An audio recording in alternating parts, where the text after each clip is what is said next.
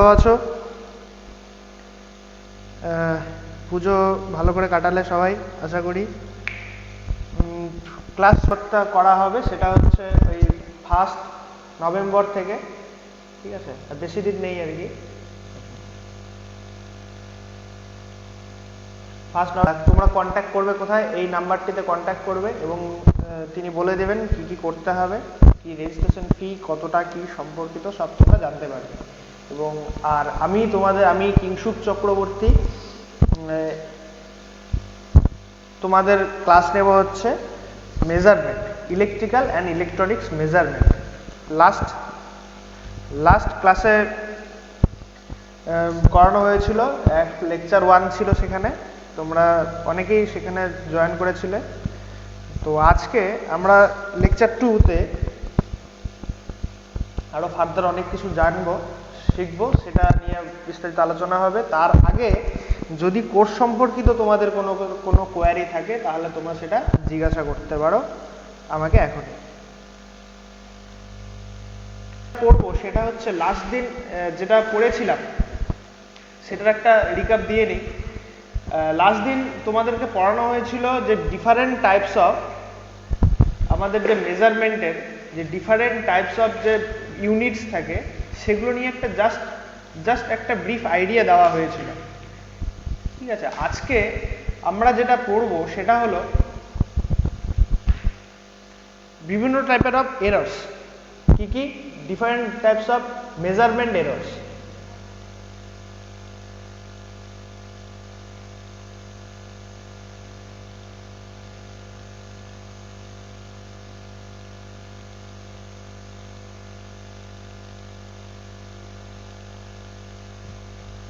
Different types of measurement errors কি কি টাইপের হয়, কতটা আমরা কিভাবে সেটাকে নালিফাই করব এবং কিভাবে সেটা ঘটতে পারে, সেই সবগুলো জিনিস আমরা এখানে আলোচনা করব, ঠিক আছে? Anyone please?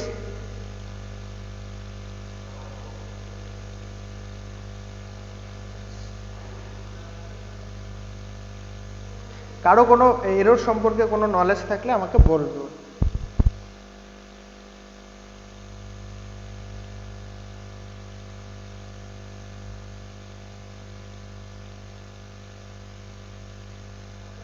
আচ্ছা, ঠিক আছে, আমি বলছি। এরর হচ্ছে তোমাদের যদি কোনো আমরা মেজারমেন্ট করতে যাই, যেমন ধরে নাও তুমি বাজারে গেলে 2 কেজি চাল কিনতে। এবার তার জন্য তোমাকে যে দাঁড়িপাল্লাগুলো থাকবে, এবার দেখবে সেই দাঁড়িপাল্লা বা বাটখারা বলে যেগুলোকে, সেই দাঁড়িপাল্লা বা বাটখারাগুলোতে কি হয়, অনেকটা সময় দেখা যায় যে সামান্য দড়ি কিছুটা জায়গায় পেঁচিয়ে আছে, বা কোনো লেফট সাইডে ধরে নাও এরকম একটা বাটখারা আছে, তার এদিকটায় একটি প্লেট দেওয়া আছে, এখানে একটি প্লেট দেওয়া আছে। এবার এখানে কি হবে, একটি উঁচুতে একটি নিচুতে দেওয়া আছে। এর ফলে কি হবে, একটি ওয়েট বেশি একটি ওয়েট কম মনে হবে, ঠিক আছে? এটা একটা ডিসব্যালেন্স দেখা থাকবে। ধরে নাও যদি এখানে 5 কেজি তোমার চাল বা চিনি বা সামথিং যদি মাপতে হয়, তাহলে তুমি হয়তো পেলে কত 4.5 কেজি বা 4.6 কেজি, বা সামান্য একটু প্রবলেম হচ্ছে। তো সেই জিনিসটাকে বলা হচ্ছে আমাদের মেজারিং ইনস্ট্রুমেন্ট বা মেজারমেন্টের এরর। এখন এটা কোন টাইপের এররে পড়বে সেটা তোমরা পরবর্তীকালে আমাকে বলবে, সেটা হচ্ছে আমি এই জিনিসটা জানার পর বলবে যে কি কি টাইপের আমাদের সেখানে এরর হয়, ঠিক আছে? এবার প্রথম কথা হচ্ছে এই মেজারমেন্টের এরর যে ব্যাপারটি আছে, এটি আমরা কেন জানবো? প্রথম কথা, কেন আমরা এখানে জানবো যে এররটা কেন জানবো? ফার্স্ট অফ অল, কোনো কিছুর এরর যদি আমরা না জানি বা এররের টাইপ যদি আমরা না জানি, তাহলে আমরা বুঝতে পারবো না যে কোন টাইপের এররকে আমরা নালিফাই করা উচিত আমাদের কোনো মেজারিং ইনস্ট্রুমেন্টসে, বা কোন টাইপের আমাদের সেটাকে মডিফাইড করা উচিত, বা সেই এররটাকে আমরা নেগলেক্ট করা উচিত, ঠিক আছে? সেই জিনিসগুলো করার জন্য আমাদের কি করতে হবে, আমাদের বিভিন্ন টাইপের সেই এররগুলো আগে জানতে হবে। তার আগে সবার প্রথমে যেটা জানতে হবে যে আমাদের অ্যাবসলিউট এরর কি জিনিস। কিছু কিছু জিনিস, যেমন প্রথম কথা হচ্ছে অ্যাবসলিউট এরর। অ্যাবসলিউট এরর, তোমরা বলো দেখি অ্যাবসলিউট এরর বলতে কি বোঝো? এনিওয়ান?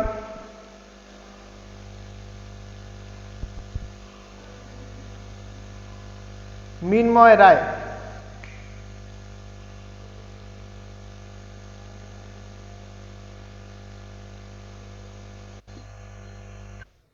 বলো অ্যাবসলিউট এরর বলতে তুমি কি বোঝো?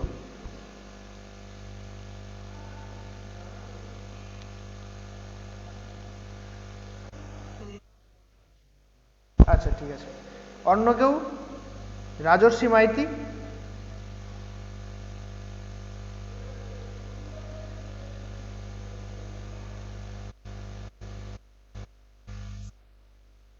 ওকে, অ্যাবসলিউট এরর বলতে, আচ্ছা ঠিক আছে আমি বলে দিচ্ছি। অ্যাবসলিউট এরর বলতে যেটা বলা হচ্ছে সেটা হচ্ছে একটি প্রথম যেটা জানতে হবে সেটা হচ্ছে প্রথমে একটি ট্রু ভ্যালু যেটাকে বলে, ট্রু ভ্যালু বা এটি যেটাকে বলা হচ্ছে ট্রু ভ্যালু। সেটা কি হয়, কোনো মেজারিং ইনস্ট্রুমেন্টসের যেটা আমাদের ট্রু ভ্যালু, অরিজিনাল ভ্যালু বা অ্যাবসলিউট ভ্যালু, সেগুলো কি হয় একটা স্ট্যান্ডার্ড যে আমাদের মেজারিং ইনস্ট্রুমেন্ট থাকে, স্ট্যান্ডার্ড ইনস্ট্রুমেন্টগুলো যেগুলো থাকে, যেমন এর আগের দিন বলেছিলাম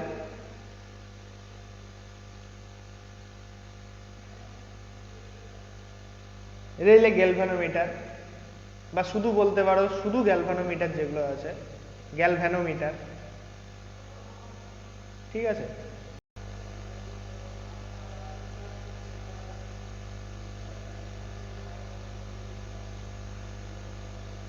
ওকে, তো একটু সামান্য টেকনিক্যাল প্রবলেম হচ্ছিল।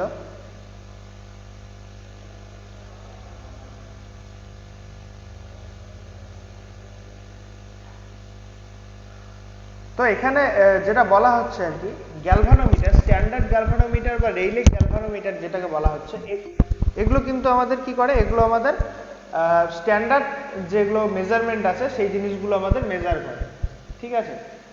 গ্যালভানোমিটার দিয়ে যেগুলো, সেগুলো হচ্ছে স্ট্যান্ডার্ড ভ্যালু, মানে যেগুলো হচ্ছে বিআইএস, তোমরা হয়তো অনেকে শুনে থাকবে BIS, bureau of Indian standard যেগুলো আছে, সেই ব্যুরো অফ ইন্ডিয়ান স্ট্যান্ডার্ড কিন্তু এর মাপ নির্ধারণ করে, ঠিক আছে। তো সেইটাকে বলা হবে আমাদের ট্রু ভ্যালু, এটি। এবং আর এএম যেটাকে বলা হয় এএম বা মেজারিং ভ্যালু, মানে মেজারিং ভ্যালু মানে আমি কখনো কোনো অ্যামমিটার বা ভোল্টমিটার দিয়ে কোনো সার্কিটে যখন ভোল্টেজ বা কারেন্ট মেজার করব, সেটাকে বলা হচ্ছে আমাদের আমার মেজার ভ্যালু বা মেজারিং ভ্যালু যেটাকে বলো, সেটাকে বলা হচ্ছে এই এএম বা মেজারিং ভ্যালু। যেমন কোনো সার্কিটে ধরো তোমার একটা সার্কিট দেওয়া আছে, এখানে এখানে একটি রেজিস্টার দেওয়া আছে, এখানে একটি অ্যামমিটার দেওয়া আছে, এখানে এখানে একটি ভোল্টেজ সোর্স দেওয়া আছে, এটা 10 ভোল্ট, রেজিস্ট্যান্স এখানে আর ইকুয়ালস টু 2 ওহম দেওয়া আছে। তাহলে অ্যামমিটারের ভ্যালু কত আসবে? তাহলে আই ইকুয়ালস টু কত আসবে? 5 অ্যাম্পিয়ার, তাই তো? এবার সেই অ্যামমিটারে এখানে আমাদের কতটা ভ্যালু মেজার করবে, সেটা হচ্ছে 5 অ্যাম্পিয়ার। তো সেই মেজারিং ভ্যালুটাকে বলা হবে এখানে, সেই 5 অ্যাম্পিয়ারটা হচ্ছে এখানে এএম বা মেজারিং ইনস্ট্রুমেন্ট বা মেজারিং ভ্যালু। এবার সেই জিনিসটার থেকে যদি বলা যায় সেখানে, তাহলে আমাদের অ্যাবসলিউট এররটা কি বলবো? অ্যাবসলিউট এরর হচ্ছে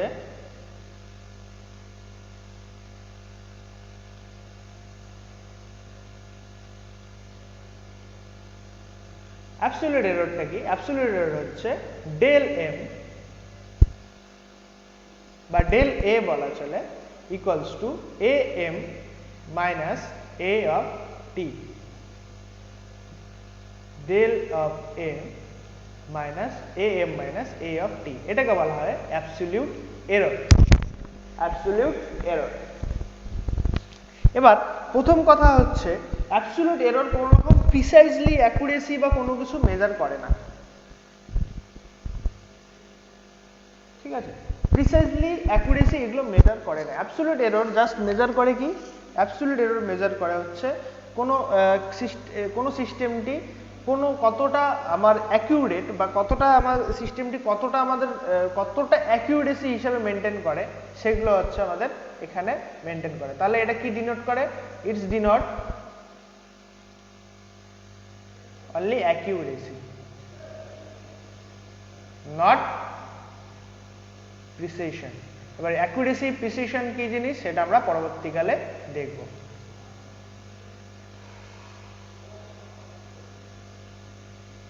ঠিক আছে। এবার নেক্সট যেটা হচ্ছে সেটা হচ্ছে রিলেটিভ এরর। তোমরা দেখলে অ্যাবসলিউট এরর কি জিনিস দেখলে, এবার আমাকে বলো রিলেটিভ এরর বলতে কি বোঝো। প্রথম কথা হচ্ছে আমি একটা হিন্টস দিয়ে রাখি, রিলেটিভ মানে হচ্ছে কোনো কিছুর যেটা বলে শতকরা অংশ, সেটাকে অনেক সময় রিলেটিভ এরর বলা চলে, রিলেটিভ বলা চলে। তাহলে আমাকে বলো রিলেটিভ এরর বলতে কি বোঝো, বা কোনো কিছুর আমি কি বলতে পারি যে এটার রেশিও, তার পার্সেন্টেজ রেশিও যেটা আছে সেটাকে আমরা রিলেটিভ এরর বলতে পারি। তাহলে এর ফর্মুলাটা কি হতে পারে?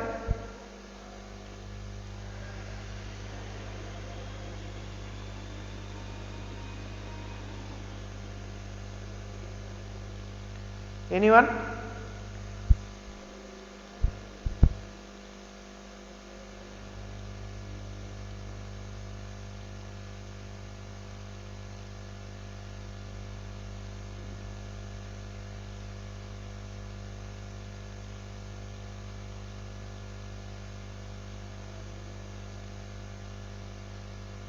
ঠিক আছে, রিলেটিভ এরর এখানে তাহলে আমাদের যেটা ফর্মুলা দাঁড়াবে সেটা কি হচ্ছে, del of A by of A of টি।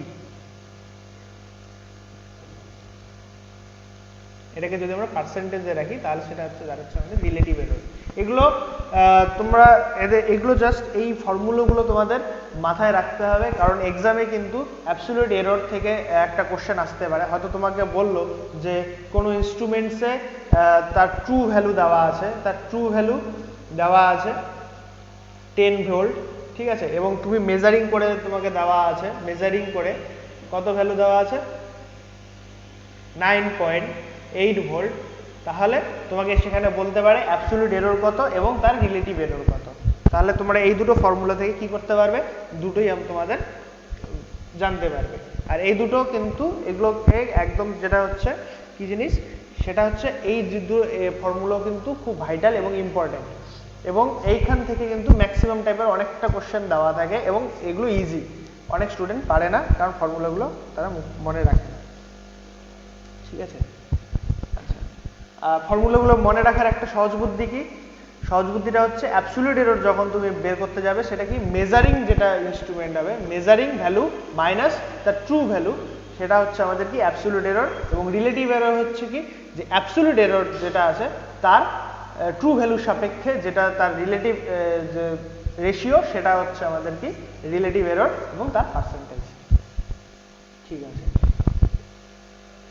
এবার নেক্সট যেটা পার্টে যাব সেটা কি, যেখানে 0, 1, 2, 3, 4, 5, 6, 7 এরকম কতগুলো স্কেলের যেটা মেজার সেটা দেওয়া আছে। এবার তোমাকে বলা হলো এই লেন্থটি মেজার করতে হবে, তাহলে তুমি কিভাবে করবে?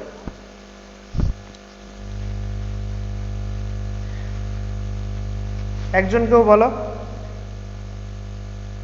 দীপ্রদেব।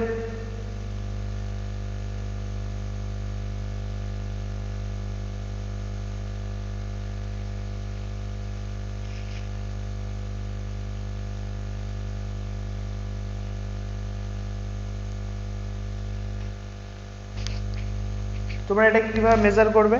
যদি তোমাকে বলে একটি স্কেল দিয়ে কোনো একটি লেন্থকে মেজার করতে, তো সবার আগে কি করতে হবে, সেটা হচ্ছে এই স্কেলটিকে এই লেন্থের পাশে রাখতে হবে, এবং তার সঙ্গে তোমাকে কি করতে হবে, এর যে কতটা দৈর্ঘ্য বা লেন্থ সেটাকে তোমাদের মাপতে হবে। এবার কথাটা হচ্ছে গ্রস এরর এখানে তুমি বুঝবে কিভাবে, যখন তোমাকে কেউ বলে, তুমি যখন তুমি তোমার চোখ দিয়ে দেখবে, ঠিক আছে, যখন তুমি তোমার চোখ দিয়ে দেখবে,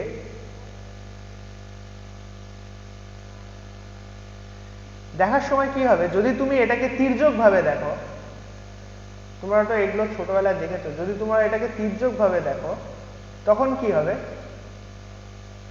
তখন এটাকে তোমরা হয়তো এখান থেকে 0-তে দেখতে পারবে, কিংবা 0-র থেকে একটু কমে দেখতে পারবে। যদি এখানে 0, 1 বা সামথিং এগুলোতে যদি থাকে, তাহলে তোমরা দেখবে কি যে এই লেন্থটি স্টার্ট হচ্ছে কোথায়, 0-র পরের থেকে স্টার্ট হচ্ছে, ঠিক আছে, 0-র পরের থেকে স্টার্ট হচ্ছে। কিন্তু যখন তুমি এটাকে লম্বভাবে দেখবে বা অভিলম্ব বরাবর দেখবে, যখন তুমি এটাকে অভিলম্ব বরাবর দেখবে বা পারপেন্ডিকুলার যেটাকে বলে,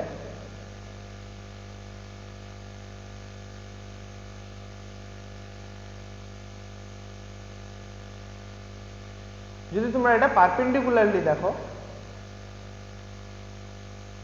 তখন কি দেখবে এটা 0 থেকেই স্টার্ট হচ্ছে। তো এই টাইপের যে এররগুলো থাকবে সেগুলো হচ্ছে গ্রস এরর। তেমনি তোমরা হয়তো যখন মেজারিং ল্যাবে ইনস্ট্রুমেন্ট দিয়ে যখন অ্যামমিটার বা ভোল্টমিটার দিয়ে যখন কারেন্ট বা ভোল্টেজ মেজার করবে তখনও তোমরা হয়তো অনেক সময় দেখবে যে যে কাটাটি যেটা আছে, ঠিক আছে, বা ডিফ্লেক্টিং টর্কের যে তোমাদের ইন্ডিকেটিং যে পয়েন্টারটি আছে সেগুলো হয়তো দেখা যাবে যে কোনো সময় 0-তে তোমাদের দরকার 1 অ্যাম্পিয়ার কিন্তু তোমরা পাচ্ছ হচ্ছে 9.75 সামথিং, ঠিক আছে। তো এই জিনিসগুলো যেগুলো আছে এগুলো হচ্ছে গ্রস এরর। সবচেয়ে বড় কথা, gross error is human mistakes.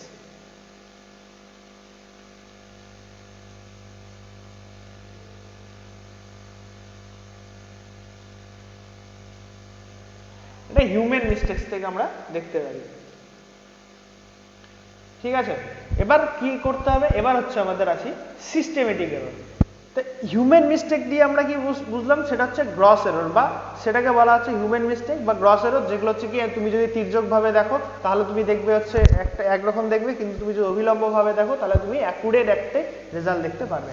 তাহলে এবার কি আসবে, এবার আসছে আমাদের সিস্টেমেটিক এরর। সিস্টেমেটিক এরর কি জিনিস? সিস্টেমেটিক এরর হচ্ছে, সিস্টেমেটিক এররের মধ্যে আমাদের দুই টাইপের এরর থাকে। কি কি? এটাকে ইরেজ করে দেওয়া যায়।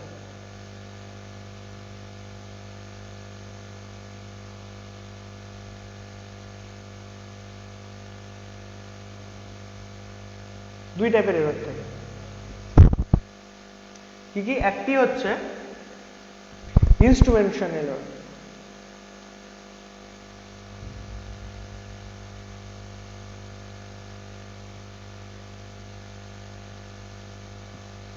Instrumental error. আরেকটি কি? আরেকটি হচ্ছে এনভায়রনমেন্টাল এরর।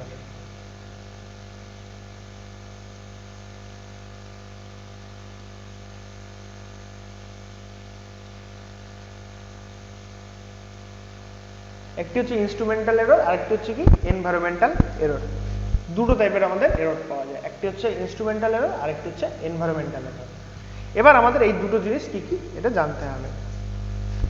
এর সম্বন্ধে তোমাদের যদি কোনো প্রশ্ন থাকে তাহলে জিজ্ঞাসা করতে পারো, কোনো ডাউট যদি থাকে জিজ্ঞাসা করতে পারো।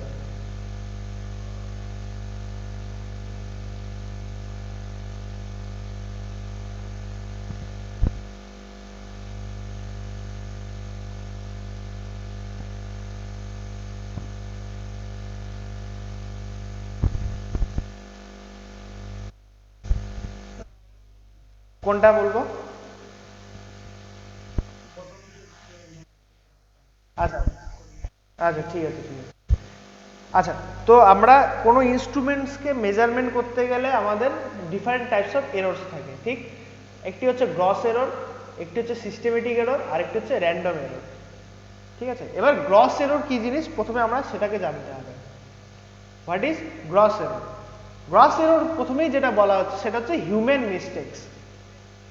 হিউম্যান মিস্টেকসে যেগুলো এরর হয়, যেমন ধরে নাও তোমাকে যদি কোনো লেন্থ যদি মেজারমেন্ট করতে বলে, লেন্থ বা দৈর্ঘ্য যদি মাপতে বলে, স্কেল দিয়ে তোমরা ছোটবেলায় অনেকেই দৈর্ঘ্য মেপেছো, ঠিক আছে, এটাতে জ্যামিতিতে ছিল অনেকের, এবং তোমরা এটা মেপেছো দৈর্ঘ্য। সেই দৈর্ঘ্য যদি মাপতে বলে তখন তুমি যদি স্কেল দিয়ে মাপো তাহলে সেক্ষেত্রে কি হয়, যদি তুমি তির্যক ভাবে দেখো, তির্যক ভাবে বুঝলে, তির্যক ভাবে বুঝলে যদি তুমি সাইড থেকে দেখো তখন কি হবে, তখন ভ্যালুটি ঠিকঠাক আসে না। এটা ছোটবেলায় একবার পড়েছিল হয়তো।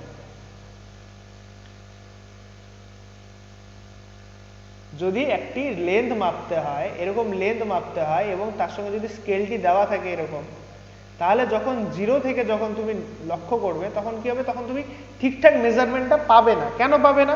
কারণ হচ্ছে কি এটা সামান্য চোখের প্রতিসরণ বা আলোর বিভিন্ন রকম এফেক্টের জন্য এগুলো হতে পারে। তার জন্য কি হয়, তার জন্য সামান্য তোমাদের কি হয় এখানে একটু ক্ষতি, মানে মাপযোগে একটু প্রবলেম হবে। তখন তোমাদের কি করতে হবে, তখন যেটা করতে হয় সেটা হচ্ছে লম্বভাবে দেখতে হয়, অভিলম্ব বা পারপেন্ডিকুলার, পারপেন্ডিকুলারলি যেটা। হ্যাঁ, হ্যাঁ সোজাসুজি দেখতে হবে, রাইট। সোজাসুজি দেখতে হবে, যদি তুমি সোজাসুজি দেখো তাহলে তুমি এই লেনটিকে ঠিকঠাক ভাবে দেখতে পাবে। যদি এর দৈর্ঘ্য যদি 10 মিটার হয় তাহলে তুমি পারফেক্ট 10 মিটারই পাবে, তাই তো? এটাতে কোনো সন্দেহ নেই। হ্যাঁ এবার, হ্যাঁ হ্যাঁ বলো। হ্যাঁ এটা জিনিসটা সেম আছে, এখানে হচ্ছে হিউম্যান মিস্টেক্স বলে এটাকে। মানে মানুষের দ্বারা যেগুলো মিস্টেক্স হয় সেগুলো হচ্ছে গ্রস এররের মধ্যে পড়বে। মানুষের দ্বারা যেসব এরর গুলো হয়, হ্যাঁ ঠিক আছে, মানুষের দ্বারা যেসব এরর গুলো হয় সেগুলো হচ্ছে গ্রস এরর বলা হয়, ওই জন্য বলা হচ্ছে হিউম্যান মিস্টেক্স এরর। ঠিক আছে, এবার তার সঙ্গে আরেকটি এরর কি, এটা হচ্ছে সিস্টেমেটিক এরর। প্রথমেই দেওয়া আছে, দেখো কিভাবে নামগুলো মনে রাখবে। এখানে দেওয়া হচ্ছে সিস্টেমেটিক এরর, সিস্টেমের যেসব এরর সেটা হচ্ছে সিস্টেমেটিক এরর। সিস্টেম এখানে কি বলা হচ্ছে, সিস্টেম এখানে বিভিন্ন রকম যে ইনস্ট্রুমেন্ট গুলো আছে আমাদের, measuring instrument, ammeter, volt meter, electrical ইনস্ট্রুমেন্টের মধ্যে অ্যামমিটার, ভোল্ট মিটার, গ্যালভানোমিটার, ঠিক আছে। তারপর আর কি কি আছে, আর কি কি আছে মিটার, মাল্টিমিটার, মাল্টিমিটার, হ্যাঁ হ্যাঁ ক্ল্যামিটার।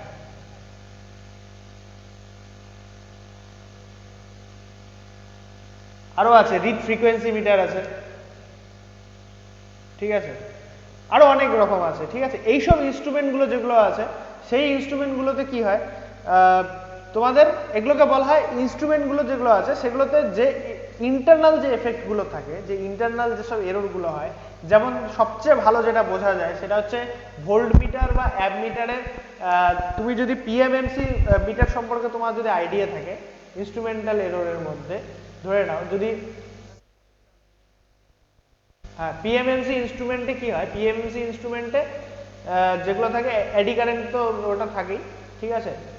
আর এমআই ইনস্ট্রুমেন্টে কি থাকে, একটা হচ্ছে স্প্রিং দেওয়া থাকে, তোমরা তো খেয়াল করে থাকবে স্প্রিং দেওয়া থাকে, ঠিক আছে। এই স্প্রিং এর জন্য কি হয়, স্প্রিং এর জন্য, স্প্রিং এর বিভিন্ন রকম এফেক্টের জন্য কি হয়, ডিফারেন্ট টাইপস অফ এরর থাকে। স্প্রিং আছে মেশিনারি জিনিস, স্প্রিং জিনিস, ওটা এজিং এফেক্ট থাকে। এজিং এফেক্ট মানে হচ্ছে একটা নির্দিষ্ট সময়ের পর ওর কর্মক্ষমতা নষ্ট হয়ে যায়, ঠিক আছে। বিভিন্ন রকম কি বলে ওটাকে, ওই জং ধরে আর কি যেটাকে, ঠিক আছে, মরচে ধরে আর কি, ভালো কথা যাকে বলে মরচে ধরে আর কি। মরচে ধরার জন্য কি হয়, এই ইনস্ট্রুমেন্ট গুলো নষ্ট হয়ে যায়, সেই টাইপের যেগুলো। তার সঙ্গে সঙ্গে কি হয়, তখন ওই তোমাদের মেজারমেন্টের যেসব প্রবলেম হয়, মেজারমেন্টের করতে গিয়ে কি হয়, অ্যানালগ মিটার গুলো প্রবলেম দেখা যায়, সেগুলোকে বলা হবে আমাদের কি, ইনস্ট্রুমেন্টাল এরর করা হয়, সেগুলোকে কি বলা হয়, ইনস্ট্রুমেন্টের যে আছে, ইনস্ট্রুমেন্টের যে ইন্টারনাল এরর গুলো থাকে সেগুলোকে বলা হয় কি, সেগুলো হচ্ছে আমাদের ইনস্ট্রুমেন্টাল এরর। ইনস্ট্রুমেন্টাল এরর মানে যেগুলো হচ্ছে ইনহেরেন্টলি যেগুলোতে এরর দেওয়া যায়। একদম, একদম, এটা সিস্টেমেটিক এররের মধ্যে পড়ছে। সিস্টেমেটিক এররকে আমরা দুই ভাগে ভাগ করতে পারি, একটা হচ্ছে ইনস্ট্রুমেন্টাল এরর আর একটা হচ্ছে এনভায়রনমেন্টাল এরর। তো সেই সিস্টেমেটিক এররের মধ্যে ইনস্ট্রুমেন্টাল এরর বলা হয়। অনেক সময় অনেক বইয়ে হয়তো দেখবে তোমরা এনভায়রনমেন্টাল এররটাকেও অনেকে নেগলেক্ট করে দেয়, হয়তো এটাকে রাখে না, তার জন্য অনেক সময় বলবে যে তিনখানা error, gross error, random error আর হচ্ছে ইনস্ট্রুমেন্টাল এরর। কোনোটাই ভুল নয়, সবটাই ঠিক।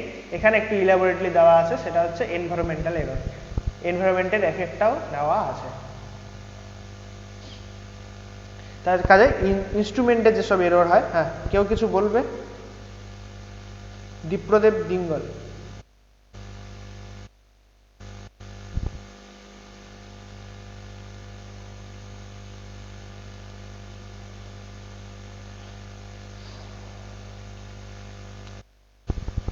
হ্যাঁ বলো,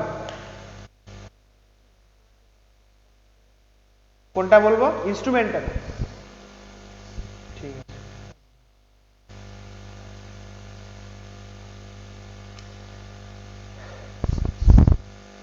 ধরে নাও একটি অ্যানালগ মিটার আছে, তাই তো, অ্যানালগ মিটার আছে। এবার সেই অ্যানালগ মিটারের মধ্যে কি থাকবে, পয়েন্টার থাকবে, স্প্রিং থাকবে, ঠিক আছে, এবং তার সঙ্গে সঙ্গে আমাদের স্কেল থাকবে। এই জিনিসগুলো কি হয় যখন একটা নির্দিষ্ট টাইমের পরে কি হয়, এই পয়েন্টারটি তোমাদের মরচে ধরে যেতে পারে, স্প্রিং যেটা আছে সেটা তো মরচে ধরে তার নষ্ট হয়ে যেতে পারে, স্কেলে ডিফেক্ট আসতে পারে। এইসব কারণের জন্য তখন কি হয়, তখন যে আমাদের কি হয়, ইন্টারনালি এরর হয়, যেগুলো তুমি কন্ট্রোল করতে পারবে না। কোনো ইনস্ট্রুমেন্টকে মেজারিং করতে গেলে তুমি সেটা কন্ট্রোল করতে পারবে না। যেমন আমরা কি দেখলাম, আমরা দেখলাম এই যে গ্রস এররটি আছে বা হিউম্যান মিস্টেক্স কি আছে, তোমাকে বলা হলো তুমি তির্যক ভাবে দেখতে না দেখে তুমি যদি অভিলম্ব ভাবে দেখো, ঠিক আছে, বা সোজাসুজি যদি দেখো, তাহলে কি দেখবে তার মেজারমেন্টটা তুমি ঠিকঠাক পাচ্ছ। কিন্তু সেইটাই যদি তুমি ইনস্ট্রুমেন্টাল এররের ক্ষেত্রে করতে যাও, সেটা তুমি পারবে না, কারণ ওটা হচ্ছে ইন্টারনাল ফল্ট, ইন্টারনালি তোমাদের ডিফেক্ট আছে।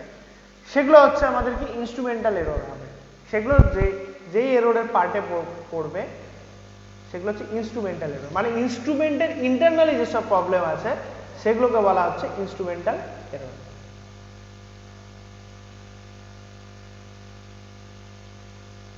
যেগুলোতে তোমাদের মেজারিং যে করতে যাবে তার কোনো হাত নেই, এগুলো অটোমেটিক, এগুলো ইনবিল্ড যেগুলো এরর থাকে সেগুলো হচ্ছে ইনস্ট্রুমেন্টাল এরর। এটা হচ্ছে কোথায় পড়বে, এটা হচ্ছে সিস্টেম। কোনটা ইনস্ট্রুমেন্টাল এররে? ইনস্ট্রুমেন্টাল এররে ঠিক করা যেতেও পারে, সেটা নাও যেতে পারে, ঠিক আছে।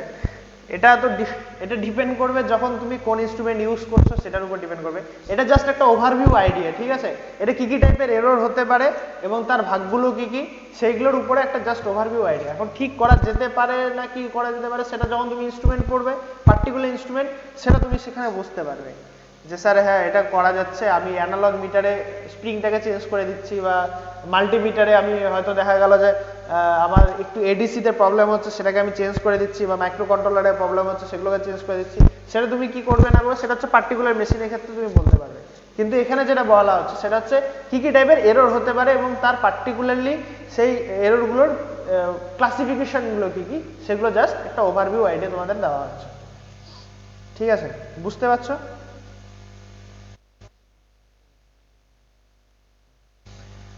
মানে কোন টাইপের এররকে তুমি কোন ক্যাটাগরিতে ফেলবে সেগুলো হচ্ছে দেওয়া আছে। কারণ পরীক্ষার সময় তোমাকে হয়তো বলে দিল যে ইনস্ট্রুমেন্টাল এরর কোন টাইপের এররের মধ্যে পড়ে, দিয়ে দিল পরীক্ষায়, তোমাকে অপশন দেওয়া আছে gross error, random error, environmental error, systematic error.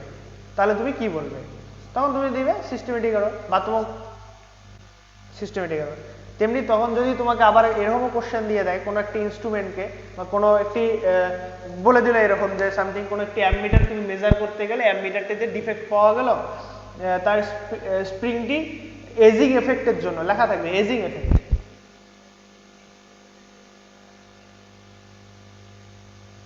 Ageing effect,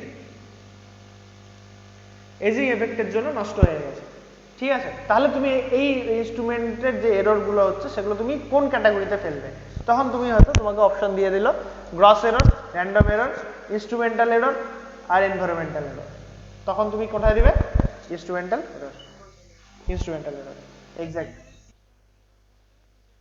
অবশ্যই সিস্টেমেটিক এরর থাকলে সিস্টেমেটিক এররে বলবে, কারণ ওটা হ্যাঁ ওটাই অ্যাকচুয়ালি, কিন্তু দুটো একসঙ্গে কখনোই থাকবে না।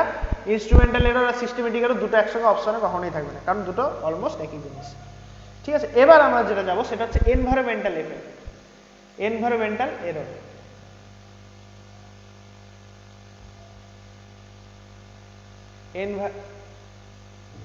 এনভায়রনমেন্টাল এরর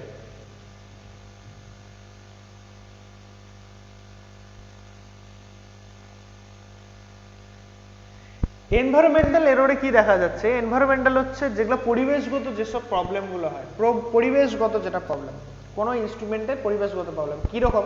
একটা ভালো ইন্টারেস্টিং ফ্যাক্ট হচ্ছে, মৃন্ময় তোমার বাড়ি কোথায়? মেদিনীপুর, বেশ। তো যদি তুমি একটা মেদিনীপুরে ধরে নাও ওখানে গরম খুব বেশি, সেখানে তুমি একটি মেজারমেন্ট করলে যেখানে অ্যামমিটারে সেখানে ভ্যালু দেখাচ্ছে হচ্ছে 10 অ্যাম্পিয়ার।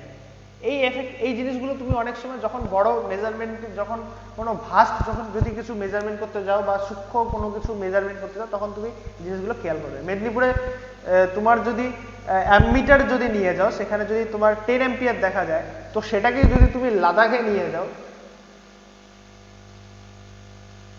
তখন দেখবে হয়তো তার ভ্যালু 10.01ও হতে পারে, 10.0 বা 9.58ও হতে পারে অ্যামমিটার। এগুলো সবচেয়ে ভালো দেখা যায় কোথায়? ডিজিটাল অ্যামমিটারে, ডিজিটাল ইনস্ট্রুমেন্টে। অ্যামমিটার বলা যাবে না, টেম্পারেচারও মেজার করছি না, কারেন্টও মেজার করছি না, এটা হচ্ছে এনভায়রনমেন্টাল এফেক্ট গুলো যেগুলো আসছে। আমি বলছি শোনো, আগে জিনিসটা শুনে নাও তারপরে বল। ব্যাপারটা হচ্ছে যদি তুমি ধরে নাও তোমার বাড়ির সামনে বা মেদিনীপুর বা গরমের এরিয়ায় বা সামথিং যদি কোথাও যাও, সেখানে যদি কোনো ইনস্ট্রুমেন্টে যদি 10 এম্পিয়ার তার কারেন্ট যদি মেজার করতে থাকে, তো সেটাই যখন তুমি কোনো ঠান্ডার জায়গায় যাবে, বা ধরে নাও মেদিনীপুর বাদ দাও, রাজস্থানে যদি ধরে নাও, ঠিক আছে, রাজস্থানে যদি কোনো অ্যামমিটার ভ্যালু যদি 10 অ্যাম্পিয়ার দেখায়, সেটা লাদাখে নিয়ে গেলে তার ভ্যালু 10.01 অ্যাম্পিয়ারও হতে পারে, 9.58 অ্যাম্পিয়ারও হতে পারে। এটা কেন হয়? কারণটা কি? কারণটা হচ্ছে এখানে এনভায়রনমেন্টাল এফেক্টের জন্য যে আমরা ইনস্ট্রুমেন্টগুলো ইউজ করি, তুমি যেটা বললে টেম্পারেচার মেজার করে, টেম্পারেচার মেজার করতে গেলেও যে টেম্পারেচার যে মেজারিং ইনস্ট্রুমেন্টটি আসে, ঠিক আছে, সেখানে অনেক সময় দেখবে তার রেঞ্জটা অনেক হাই করে দেওয়া থাকে, ঠিক আছে। প্লাটিনাম বা অন্যান্য যেগুলো ইনস্ট্রুমেন্ট ইউজ করা হয়, প্যালাডিয়াম, সেগুলো হচ্ছে তার রেঞ্জগুলো অনেক হাই থাকে, ঠিক আছে, হয়তো কয়েক ডিগ্রি সেলসিয়াস বা 1000 ডিগ্রি সেলসিয়াস বা 2000 ডিগ্রি সেলসিয়াস এরকম রেঞ্জের উপরে হাই করা থাকে। কেন করা থাকে? যখন তুমি 500 ডিগ্রি সেলসিয়াস যখন তুমি টেম্পারেচার মেজার করতে যাবে, জিনিসটা বুঝে নাও, এখানে আমরা শুধুমাত্র ইনস্ট্রুমেন্টের কোনো মেজারিং কিভাবে এররগুলো আসছে সেগুলো দেখছি। যদি কোনো প্যালাডিয়াম বা প্লাটিনাম ইনস্ট্রুমেন্টকে যদি তোমরা তার রেঞ্জ হচ্ছে 1000 ডিগ্রি সেলসিয়াসের যেগুলো রেঞ্জ, সেটাকে যদি তুমি 500 ডিগ্রি সেলসিয়াসে নিয়ে যাও, তাহলে কি হবে? সেখানে কিন্তু আমরা একটা ভ্যালু যেখানে পাবো, সেটাই যদি তুমি আবার সেই একই ইনস্ট্রুমেন্ট যদি তুমি লাদাখে বা অন্য কোথাও নিয়ে যাও, তার জন্য কিন্তু আমাদের তার ইনস্ট্রুমেন্টে কিন্তু সামান্য হেরফের দেখা যাবে, একদম অতি সামান্য দেখা যেতে পারে। খুব ভালো যদি ইনস্ট্রুমেন্ট থাকে, তাহলে সেক্ষেত্রে আমাদের একদম পারফেক্ট হলেও হতে পারে, আর যদি কম দামি বা খারাপ যদি ইনস্ট্রুমেন্ট থাকে, তাহলে অনেকটা রেঞ্জের এই হেরফের দেখা যায়।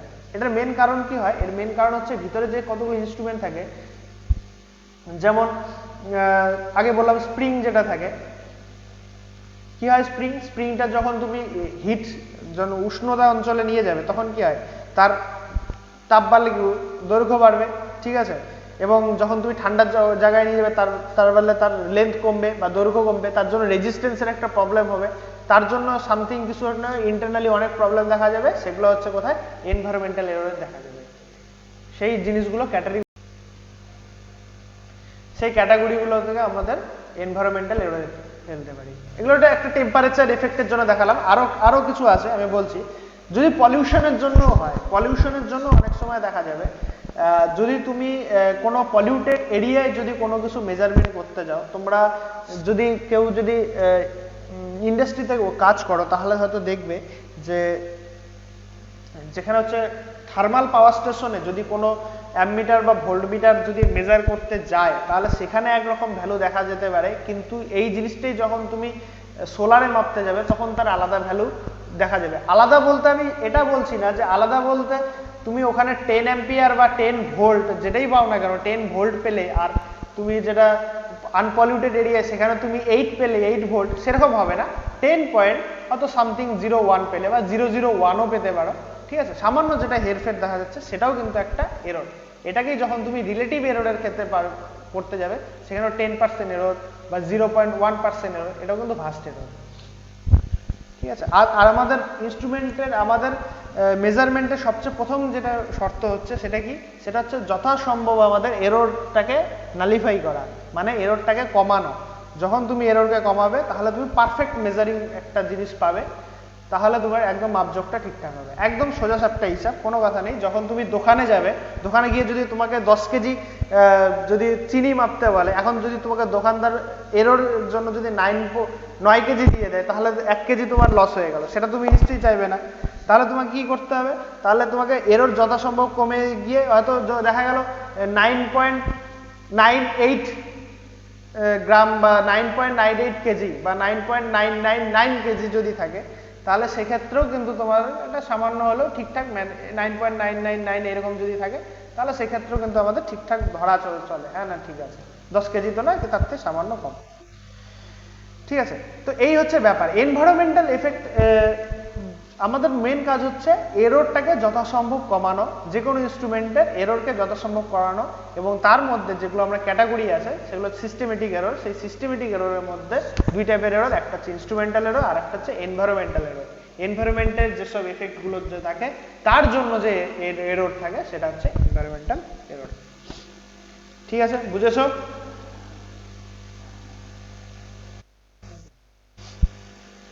বেশ, এবার আরেকটি এরর আছে, সেটা কি হচ্ছে র্যান্ডম এরর।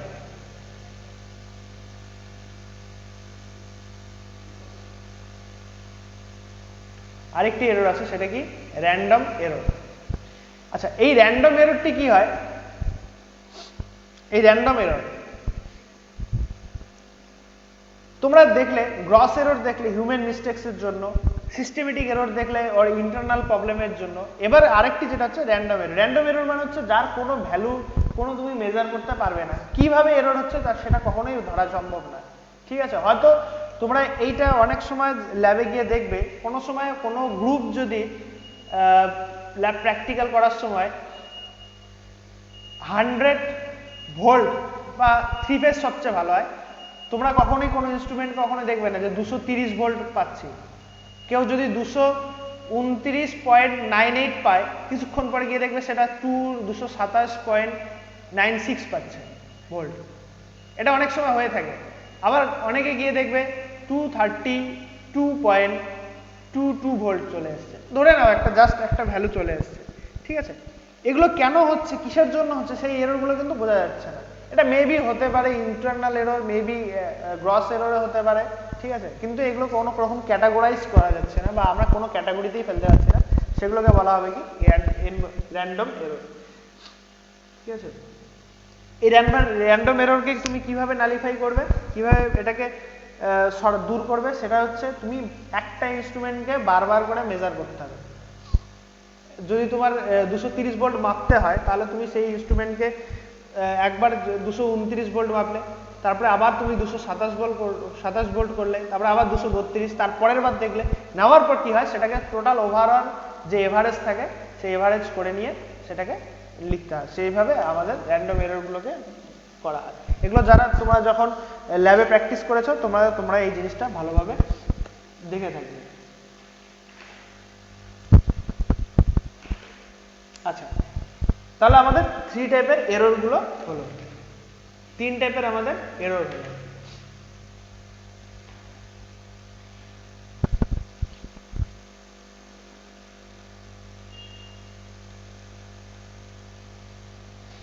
এবার আরেকটি জিনিস জানবো, সেটা কি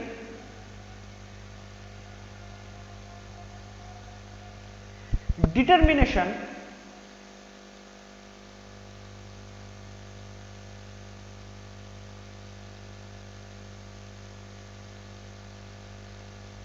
of maximum systematic error।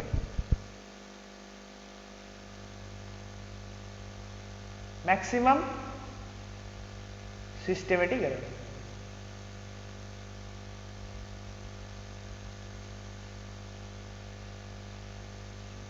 determination of maximum systematic error। এই জিনিসটা কি? বড় সড়ো একটা টাইটেল, ঠিক আছে, দেখে মনে হবে কত কিছু, কিন্তু অ্যাকচুয়ালি সেটা কিছু না, এটা সামান্য জিনিস। সেটা হচ্ছে তোমাকে যদি বিভিন্ন রকম এররের দেওয়া থাকে, যেমন তোমরা দেখলে রিলেটিভ এরর, যেটা তুমি দেখলে সেটা হচ্ছে কি পার্সেন্টেজ ভ্যালুতে দেওয়া আছে। ঠিক আছে, পার্সেন্টেজ ভ্যালুতে দেওয়া আছে। আবার অনেক সময় রিলেটিভ এরর প্লাস মাইনাস ভ্যালুতে দেওয়া থাকে, ওটা যখন প্রবলেম করানো হবে তখন তুমি দেখতে পাবে, বুঝতে পারবে। পার্সেন্টাইল ভ্যালুতে দেওয়া আছে, প্লাস মাইনাস ভ্যালুতে দেওয়া থাকে। সেই জিনিসগুলো কি হবে, সেগুলো হচ্ছে আমাদের যদি বিভিন্ন টাইপের যদি এরর থাকে, বা বিভিন্ন টাইপের পার্সেন্টেজ এরর, পার্সেন্টাইল এরর, বা বিভিন্ন রকম যদি যেগুলো লিমিটিং এরর বলা হয়, ঠিক আছে, লিমিটিং এরর, গ্রস এরর থাকে ডিফারেন্ট টাইপস অফ ইনস্ট্রুমেন্টের, তখন সেগুলো যদি আমাদের সামেশন করি বা অ্যাডিশন করি, ডিভিশন করি, তার ক্ষেত্রে আমাদের বিভিন্ন রকম তার ভ্যালুগুলো কি হবে সেই জিনিসগুলো আমরা দেখব। ধরে নাও যদি তোমাদের দুটো এরর থাকে, একটা হচ্ছে ইউ, একটা হচ্ছে ভি। ইউভি, আচ্ছা একটা লিখে দিলাম ডাব্লিউ। যদি তিনটেকে যদি আমাদের এরর করতে হবে, সাম of errors,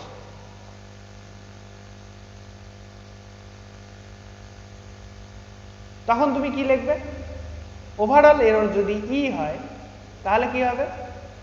you percent plus V percent plus W percent. এটা একটা প্রসেস গেল। এবার যদি ধরে নাও মাল্টিপ্লিকেশন থাকে,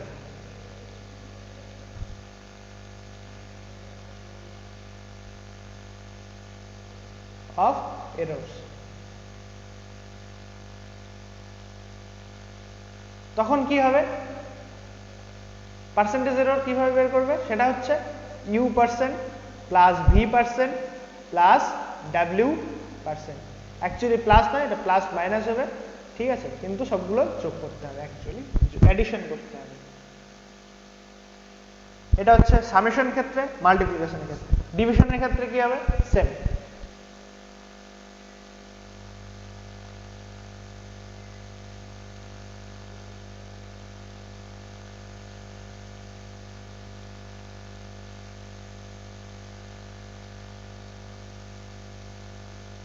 ডিভিশনের ক্ষেত্রে কি হবে? Same. E equals to U percent plus V percent plus W percent.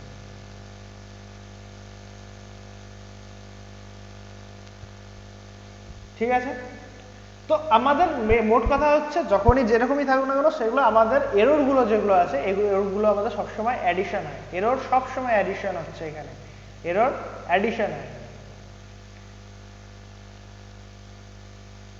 এররগুলো সবসময় অ্যাডিশন হয়, সামেশন নয়, অ্যাডিশন হয়। ঠিক আছে, এররগুলো সবসময় অ্যাডিশন হয়, যে কোনো যদি থাকে ডিভিশন বা যা কিছু হোক সেগুলো তাহলে অ্যাডিশন হয়। কিন্তু যখন তোমাদের বলা হয় যে ধরে নাও একটি লেখা আছে ইউ ইকুয়ালস টু কোনো ফাংশনে U equals to U to the power N, এটার এরর কি হবে? তখন হবে del Y equals to N into del U. ঠিক আছে, যদি তার পাওয়ার থাকে তখন কি হবে? পাওয়ারটিকে আগে লিখতে হবে এবং তার সঙ্গে সঙ্গে এন ইন্টু ডি ইউ এরভাবে করতে হবে। যদি আবার কম্পোজিট ফাংশন যদি থাকে, কম্পোজিট ফাংশন কিরকম? U to the power N V to the power M যদি থাকে, তখন কি হবে? Del Y equals to N equals to del U plus minus M equals to del of V.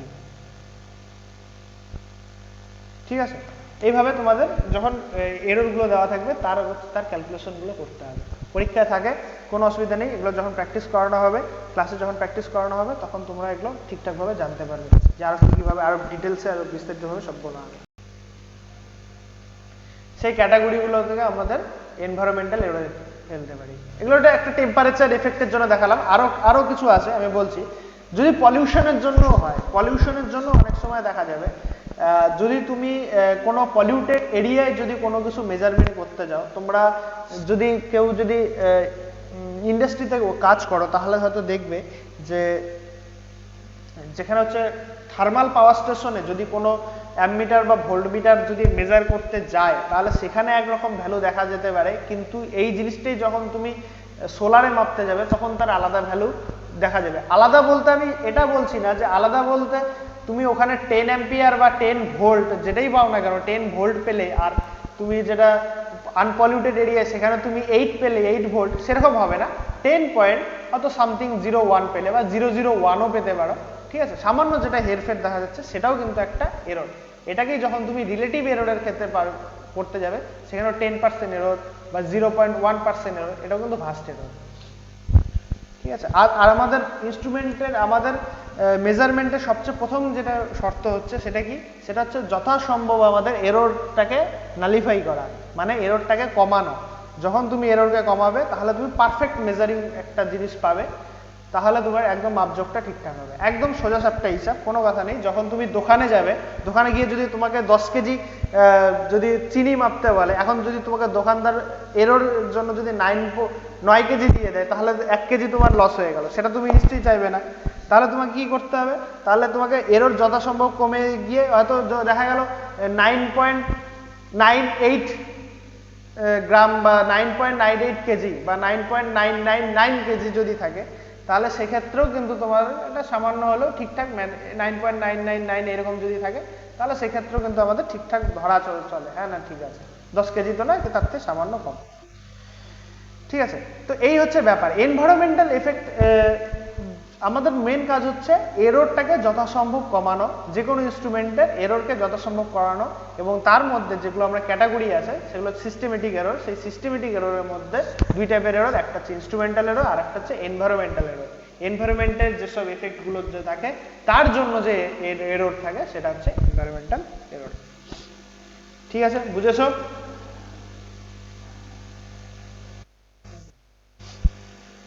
বেশ, এবার আরেকটি এরর আছে, সেটা কি হচ্ছে র্যান্ডম এরর।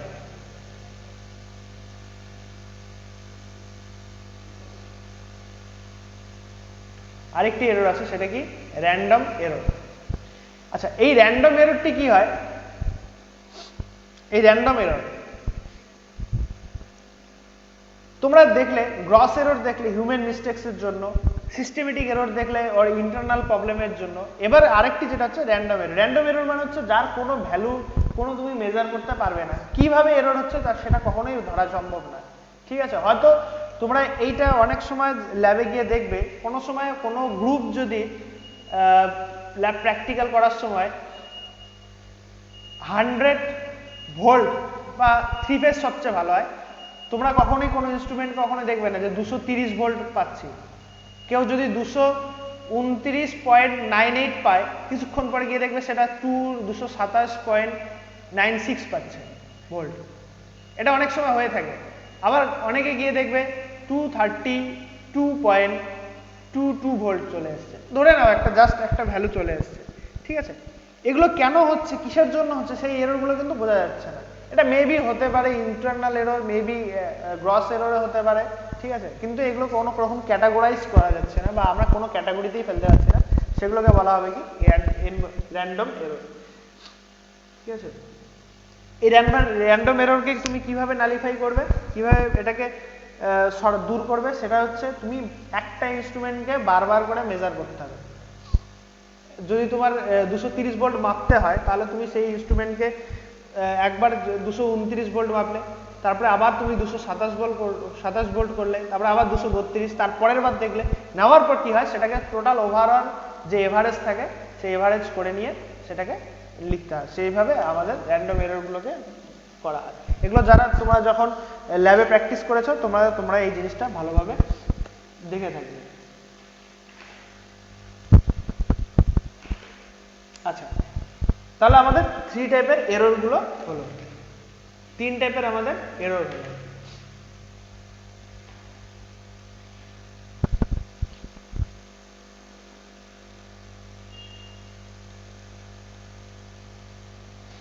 এবার আরেকটি জিনিস জানবো, সেটা কি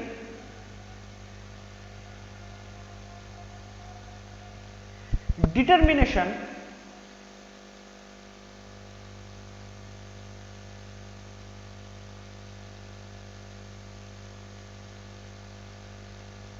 of maximum systematic error।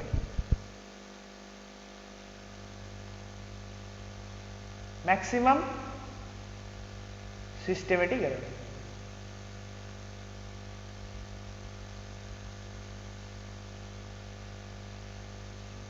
determination of maximum systematic error। এই জিনিসটা কি? বড় সড়ো একটা টাইটেল, ঠিক আছে, দেখে মনে হবে কত কিছু, কিন্তু অ্যাকচুয়ালি সেটা কিছু না, এটা সামান্য জিনিস।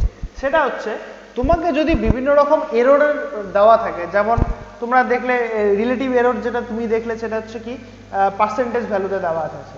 ঠিক আছে, পার্সেন্টেজ ভ্যালুতে দেওয়া আছে।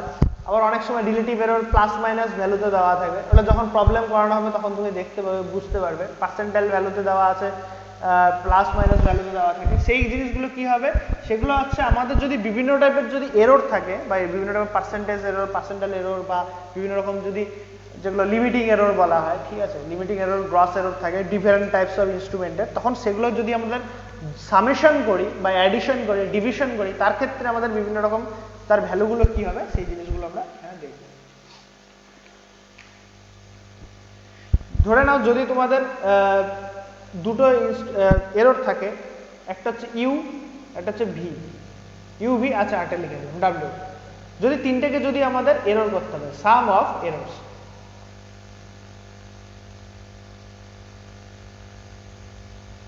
তখন তুমি কি লিখবে?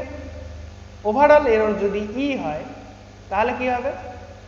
You percent plus V percent plus W percent. এটা একটা প্রসেস গেল। এবার যদি ধরে নাও মাল্টিপ্লিকেশন থাকে,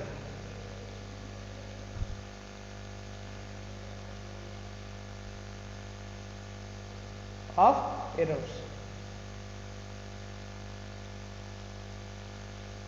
তখন কি হবে? পার্সেন্টেজ এরর কিভাবে বের করবে? সেটা হচ্ছে U percent plus V percent plus W percent. Actually plus নয়, এটা প্লাস মাইনাস হবে, ঠিক আছে, কিন্তু সবগুলো যোগ করতে হবে, অ্যাকচুয়ালি অ্যাডিশন করতে হবে। এটা হচ্ছে সামেশন ক্ষেত্রে, মাল্টিপ্লিকেশনের ক্ষেত্রে। ডিভিশনের ক্ষেত্রে কি হবে? Same.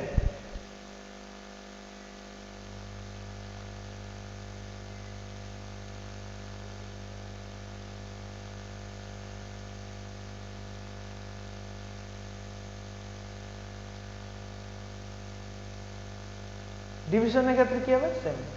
E equals to U percent plus V percent plus W percent.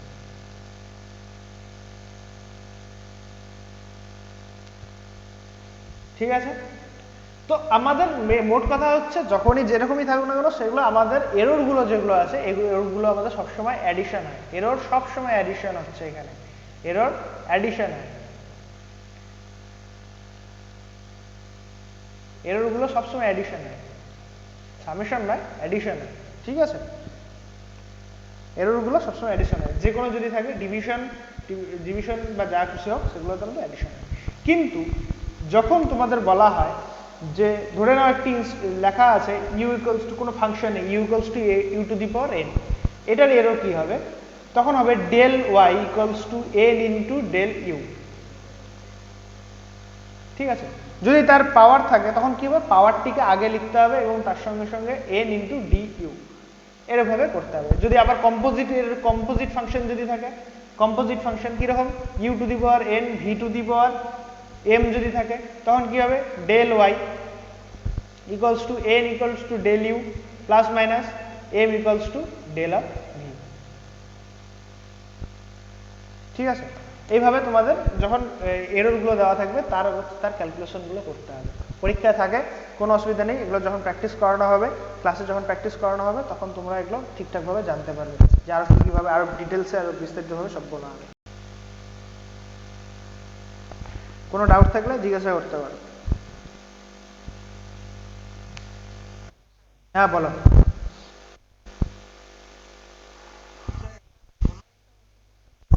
হ্যাঁ কি কোশ্চেন?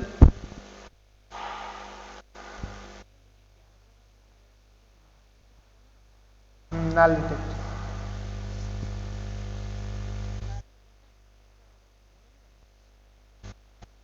গ্যালভানোমিটারে নাল ডিটেক্ট, নাল মানে হচ্ছে জিরো। ঠিক আছে?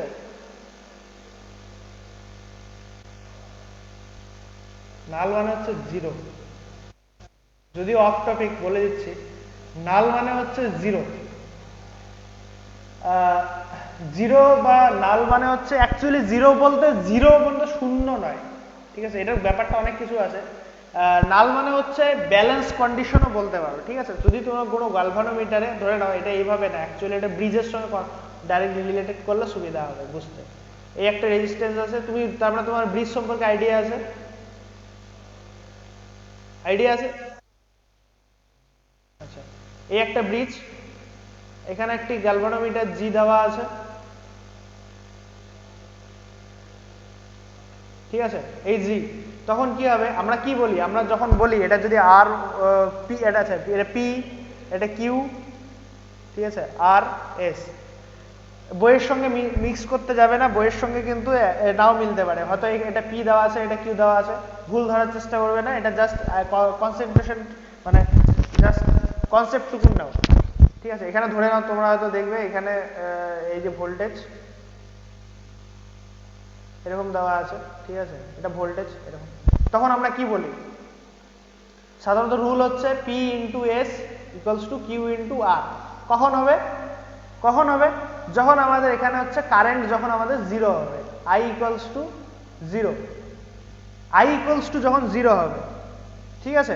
তার মানে কি, এই যে এখানে একটা ভোল্টেজ, এখানে একটা ভোল্টেজ, যখন দুই পাশের ভোল্টেজ ইকুয়ালস টু, যদি এটা ভিপি হয়, এটা যদি ভিকিউ হয়, তাহলে কি হবে, ভিপি ইকুয়ালস টু যখন ভিকিউ হবে। অনেকভাবে বলতে পারো কেন হয়, কারণ হচ্ছে এর যখন আমাদের এটা নাল কন্ডিশনে আসে বা ব্যালান্সড কন্ডিশনে আসে, ঠিক আছে, তখন আমাদের কি হয়, ভিপি ইকুয়ালস টু ভিকিউ হয়, আই ইকুয়ালস টু জিরো হয়, PS equals to Q R হয়। তার মানে এক্স্যাক্টলি সেটা বোঝানো হচ্ছে যখন আমাদের একদম কি বলবো ব্যালেন্স সিস্টেম আছে, তখন সেটাকে নাল বলা হয়। আবার এটাকে যদি তুমি পটেনশিওমিটারের নাল ফ্যাক্টরে যেতে যাও, পটেনশিওমিটারের ক্ষেত্রে, তখন আমাদের ওখানেও কিন্তু ব্যালেন্সের জন্য ধরা হয়। অ্যাকচুয়ালি নালস মানে হচ্ছে ব্যালেন্সে বলতে পারি, ঠিক আছে, বা জিরো, জিরো কন্ডিশন বা ব্যালেন্স, ব্যালেন্সটা বললে একদম পারফেক্ট বলা হয়, ঠিক আছে। এটা টেকনিক্যাল ওয়ার্ড নাল, ঠিক আছে। আর নেক্সট, আর কোনো ডাউট আছে?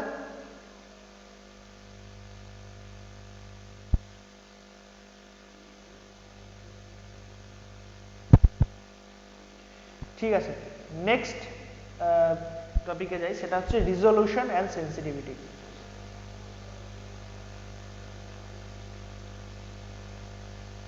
এটা হয়তো তুমি জানবে, বলো বলো এটা রিজলিউশন বলতে কি বোঝো?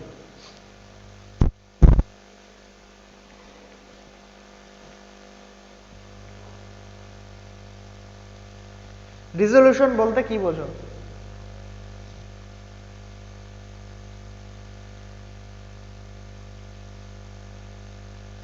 তোমরা সবাই কি বলো ওটা, স্মার্টফোন ইউজ করো, তোমরা সেখানে দেখবে রিজলিউশন থাকে, ক্যামেরা রিজলিউশন।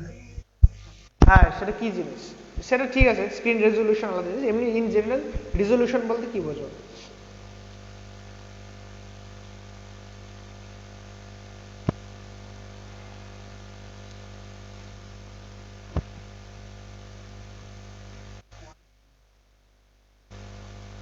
কোয়ালিটি নয়, কোয়ালিটি নয়, কোয়ালিটি তো ওটা আলাদা চলে, ওটা পিক্সেল টিক্সেলের ব্যাপার চলে। আচ্ছা ঠিক আছে, রিজলিউশন আমি বলে দিচ্ছি। রিজলিউশন মানে হচ্ছে ডিসক্রিমিনেশন, আরেকটি ওয়ার্ড শিখে রাখো, ডিসক্রিমিনেশন। ভারী ভারী ওয়ার্ডগুলো হয়ে যাচ্ছে, ঠিক আছে। ডিসক্রিমিনেশন মানে কি, বিচ্ছিন্নতা, সোজা কথা হচ্ছে বিচ্ছিন্নতা। ধরে নাও এই একটি বক্স, ঠিক আছে, এই একটি বক্স আছে, এখানে একটি পয়েন্ট, এখানে একটি পয়েন্ট, এখানে আরেকটি পয়েন্ট, পি কিউ আর। তুমি খালি চোখে বা কোনো কিছু ভাবে এইগুলোর মধ্যে যে ডিফারেন্সটা দেখতে পাচ্ছ, সেটাই হচ্ছে ওর রিজলিউশন। যদি এটাকে আরো জুম করতে পারো, এটাকে যদি জুম করতে পারো, তাহলে হয়তো দেখবে এখানে একটা পি আছে, এখানে এই হচ্ছে কিউ, পি কিউ, আর তার মাঝখানে দেখা গেল আরো একটি পয়েন্ট আছে। তাহলে কি তার ডিসক্রিমিনেশনটি আরো বেশি হচ্ছে, মানে আরো তার ইলাবোরেট হচ্ছে, ঠিক আছে। এটাকে বলা হচ্ছে রিজলিউশন। রিজলিউশন মানে জাস্ট কিছু না, রিজলিউশন মানে কত পারফেক্টলি তুমি সেটার মেজারমেন্ট ঠিকঠাক পাবে। যেমন অনেক সময় দেওয়া থাকে কোনো ইনস্ট্রুমেন্টসে 9.9999 ভোল্ট, ঠিক আছে। আবার কোনো সময় ইনস্ট্রুমেন্টে কোনো ডিজিটালে দেখবে 9 কোনো ঘড়িতেও দেখবে 9.99 আছে, কোথাও দেখবে 9.9999 দেওয়া আছে, ঠিক আছে। এখানে এই দুটো দেওয়া আছে ডাবল ডিজিট, এখানে গিয়েছে 4টে ডিজিট আছে। তাহলে আমি কি বলতে পারি, এই 4টে ডিজিটের ক্ষেত্রে আমার রিজলিউশনটা বেশি, কারণ কি এখানে আমি মোর নাম্বার অফ আমার কি ডিজিট আমি দেখতে পাচ্ছি, বা মোর নাম্বার অফ নাম্বারস দেখতে পাচ্ছি, সেক্ষেত্রে বলা হয় এটা হচ্ছে রিজলিউশন। এটা ডিজিটালের ক্ষেত্রে এমনি কথা হচ্ছে যখন দুটো পয়েন্টের মাঝখানে যেটা তুমি ডিসক্রিমিনেশন করতে পারবে, সেটা হচ্ছে রিজলিউশন। এবার কি আছে, এবার আসে হচ্ছে সেন্সিটিভিটি।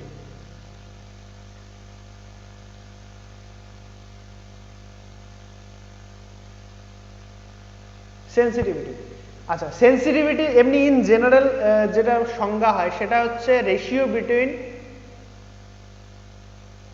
আউটপুট বাই ইনপুট, ঠিক আছে। এবার এটার সঙ্গে অনেক কিছু আছে, সেগুলো গুলিয়ে ফেলো না, ঠিক আছে। যেমন অনেক তোমাদের হয়তো এটা প্রশ্ন থাকবেই যে স্যার আউটপুট বা ইনপুট মানে তো স্যার এফিসিয়েন্সি।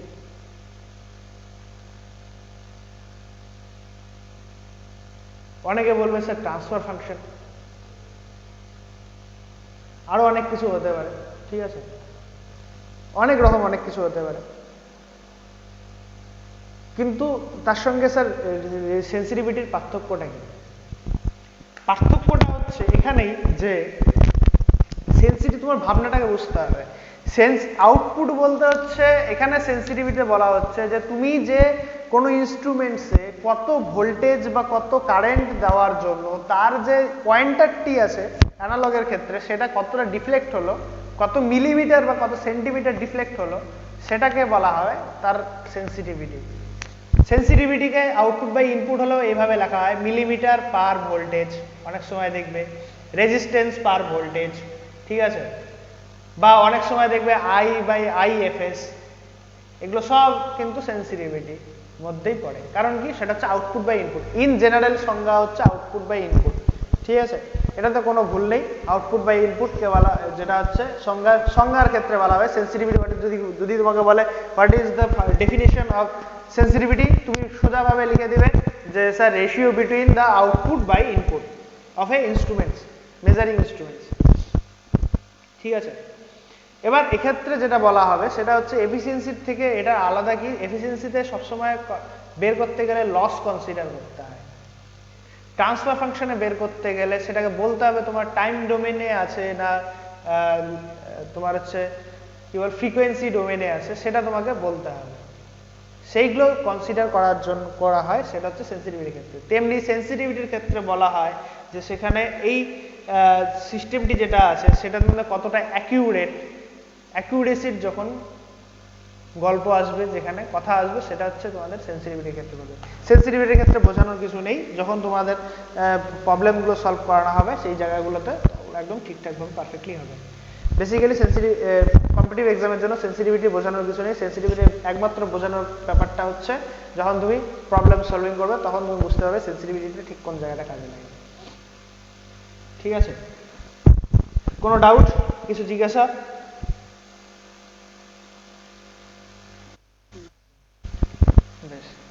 নেক্সট যেটা আসবো সেটা হচ্ছে most important, very very important, সেটা হচ্ছে অ্যাকিউরেসি অ্যান্ড প্রিসিশন।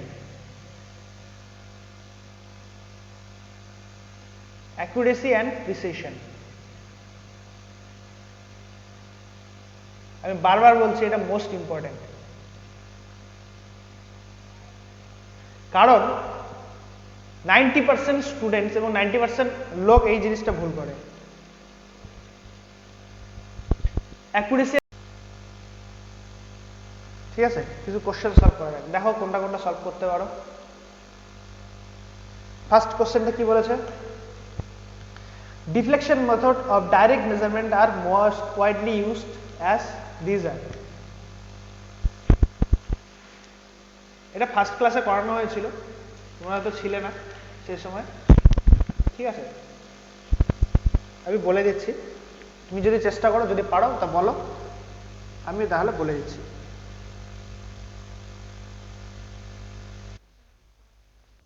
দেখতে পাচ্ছ না?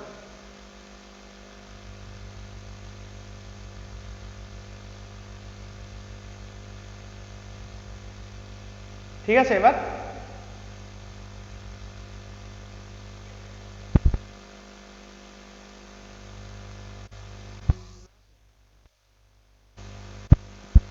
আচ্ছা, এক মিনিট।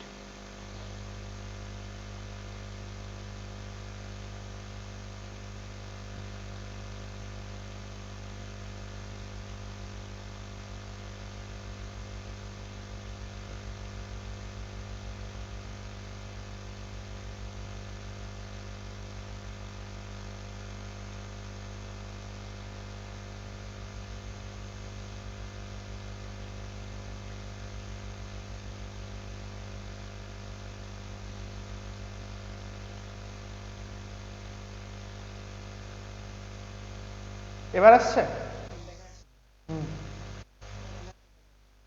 হ্যাঁ, টেকনিক্যালি এর হচ্ছিল কিছু। ঠিক আছে, বলো এটাতে কি হবে, কোশ্চেনগুলো সলভ করো, দেখো।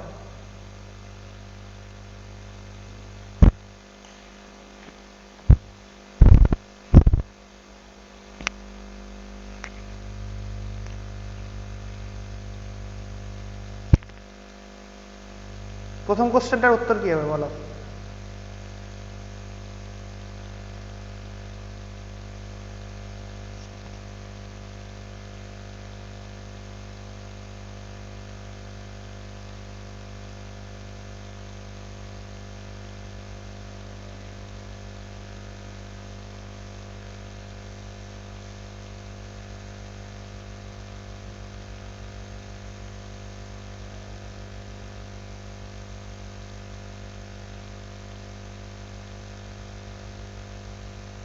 পারবে কি?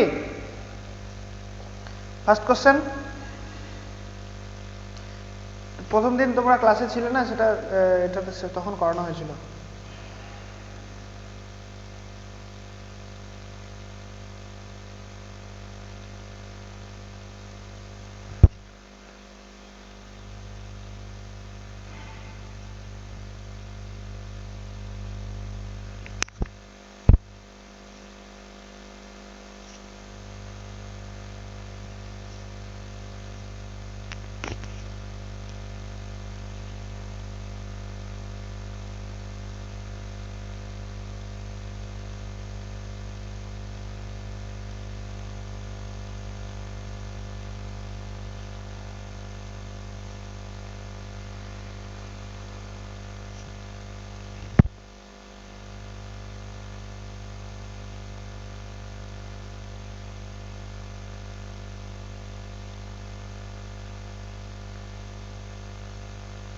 হবে?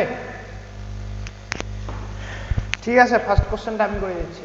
ডিফ্লেকশন মেথড, হ্যাঁ বলো কি বলছো?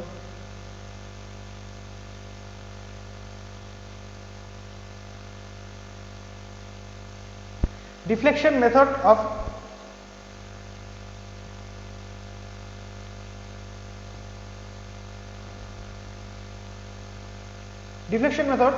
of direct measurement are most widely used as these are. Deflection method of direct measurements are most widely used as these are. মানেটা হচ্ছে ডিফ্লেকশন মেথড যেসব ইনস্ট্রুমেন্টগুলোতে মেজার করা হয় সেগুলোতে কেন মেজার করা হয় তার কারণ হচ্ছে, কেন মোস্ট সিম্পল কি, অবভিয়াসলি মোস্ট সিম্পল হলে তবেই মেজার করা যাবে, মোস্ট অ্যাকুরেট হলে তবেই করা যাবে, লেস টাইম কনজিউমিং হলে অবশ্যই করা যাবে। তাহলে আমি কি বলবো? অপশন ডি, সবগুলোই যখন হবে তখন সেটা হচ্ছে আমাদের, এই কারণের জন্য ডিফ্লেকশন মেথড আমাদের ইউজ করা হয়। কেন? Most simple and less time consuming জন্য। তারপর কোশ্চেনটা কি আছে? Number 2, comparison methods are used. Comparison method কোথায় ইউজ করা হয়? Why comparison method are used? দেখো এই কোশ্চেনগুলো হচ্ছে একটু উল্টো ধরনের, কিন্তু এই টাইপের কোশ্চেনগুলো তোমাদের বিভিন্ন আরআরবি, জেইতে বা রেলওয়ের যে কোনো জুনিয়র ইঞ্জিনিয়ার এক্সামগুলোতে কিন্তু হামেশাই দেখা যায়। ঠিক আছে, জিনিসগুলো এতটাই ইজি, কিন্তু এগুলো সব কনফিউশন ক্রিয়েট করার জন্য এই কোশ্চেনগুলো দেওয়া হয়।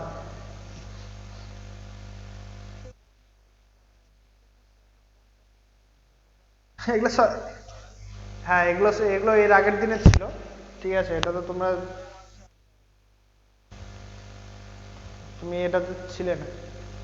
ঠিক আছে, ঠিক আছে, কোনো ব্যাপার না। ঠিক আছে, কোনো ব্যাপার না, চেষ্টা করো, যদি একদম ইজি জিনিসটা যদি চেষ্টা করো, যদি না পারো কোনো অসুবিধা নেই, আমি করিয়ে দিচ্ছি। পরবর্তীকালে আরো কোশ্চেনগুলো আসবে, সেগুলোতে আজকের টপিকটাও আছে। ঠিক আছে, এগুলো তো সিরিয়ালি চলে এসছে, বাছাই করার সময় পাওয়া যায়নি।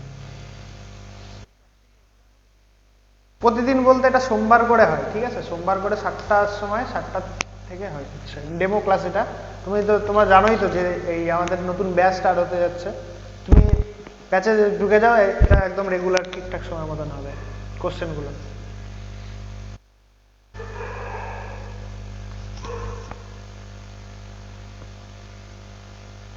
আর আমরা এমনি ডেমো ক্লাসও দিচ্ছি তোমাদের জন্য। ক্লাসে এর থেকে আরো একটু বেটার, আরো ইলাবোরেটলি, আরো বিস্তারিতভাবে সবকিছু পড়ানো হবে। হয়তো তোমাদের বলা হচ্ছে ডিফ্লেকশন মেথড ডাইরেক্ট মেজারমেন্টে আরো কি কি ভাবে ওটা কেন হচ্ছে, কি ভাবে হচ্ছে, কেন সিম্পল, কেন লেস টাইম কনজিউমিং, পুরো একদম একদম টুকরো টুকরো করে দেখানো হবে। যাতে তোমরা একটা কোশ্চেন থেকে আরো 10-15টা কোশ্চেন সলভ করতে পারো, ঠিক আছে? একদম পুরো ডিটেলসে, কোনো পরীক্ষায় যাতে না আটকায় আর কি, মেন মোটো হচ্ছে কোনো পরীক্ষায় যাতে না আটকায়। কারণ তোমরা জানোই যে আজকাল চাকরির, ইঞ্জিনিয়ারিং এর চাকরির অবস্থা কিরকম, আর তার কাট অফটা কি লেভেলে পৌঁছে গেছে সেটা তুমি নিশ্চয়ই জানো। কাজে সিরিয়াসলি হতে হবে, সিরিয়াসলি দেখতে হবে। জয়েন করে দাও, সব ঠিকঠাক আরো পুরো ডিটেলসে পড়ানো হবে। আচ্ছা, বড় second number, comparison methods are used because this are most simple, because this are inexpensive, because this take less time in measurement, when a high accuracy of measurement is required. Comparison method কোথায় use করা হয়?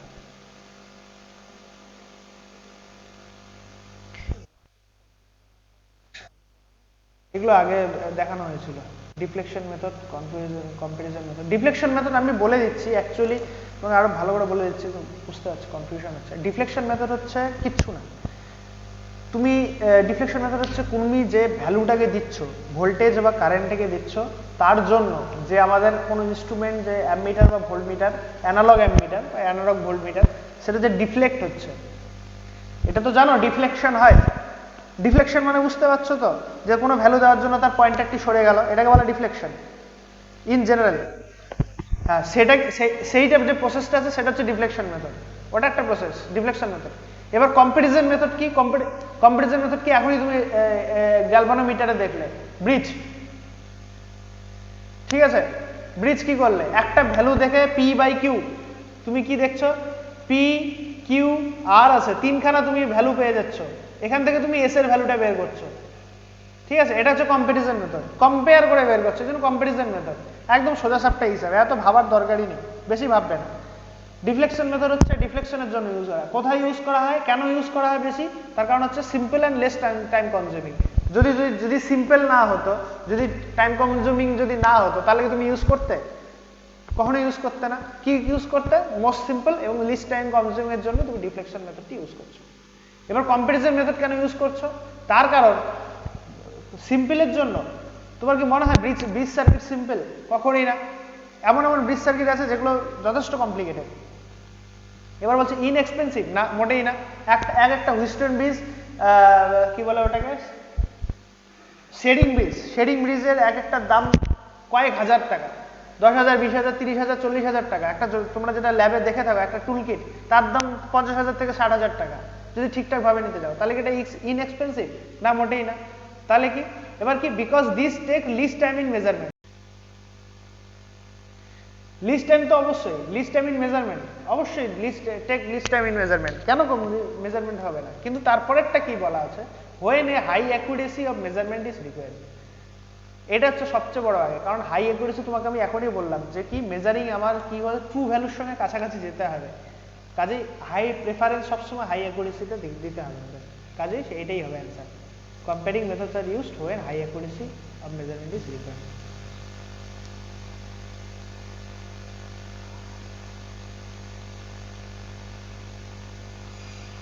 আচ্ছা, 3 number কি দেওয়া আছে?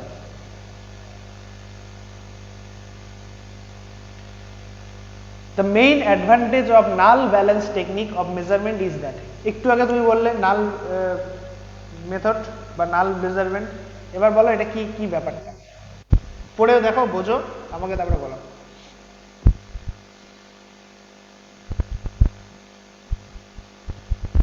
The main advantage of null balance technique of measurement is that, দেখো AMI তে চলে এসছে 2003 তে, এগুলো টাইপের কোশ্চেন আসে, এগুলো পরীক্ষায় আসে, এগুলো তুমি এরকম হামেশাই কোশ্চেন দেখতে পাবে পরীক্ষার সময়।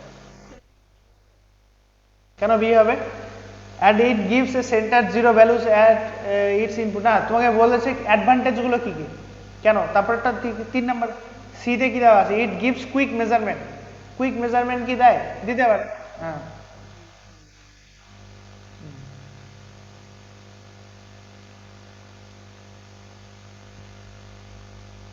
it is not affected by the temperature variation। হ্যাঁ, এটাও হতে পারে। it gives that quick measurement। হ্যাঁ, এটাও হতে পারে। আর ফার্স্টেরটা কি দেওয়া আছে, it does not load the medium। এবার এই চারটের মধ্যে সবচেয়ে অ্যাকুরেট কোনটা হতে পারে, এই জিনিসটা তোমাকে বুঝতে হবে। it does not load the medium। কেন হবে? এগুলোর মধ্যে কোনটা ঠিকঠাক হবে? এর অ্যান্সার হবে এটা, it does not load the medium. কেন? কারণ নাল ব্যালেন্সে কি হয়, নাল ব্যালেন্স টেকনিক যেটা তুমি এর আগেরটাই দেখলে, কি একটা দুটো পি কিউ আর দেওয়া আছে, তার সঙ্গে সঙ্গে তুমি এগুলোর সবগুলোর আলাদা আলাদা এরকম দেওয়া আছে, এটার থেকে তুমি এইভাবে মেজার করছো। এখানে কি কোনো এই যে মিডিয়ামটি যেটা আছে কোনো ব্রিজের মধ্যে, তার কোনো লোড কিন্তু কোনো এফেক্ট ফেলছে না। 5 অ্যাম্পিয়ার আছে না 10 অ্যাম্পিয়ার আছে, তার কোনো এফেক্টই পড়ছে না।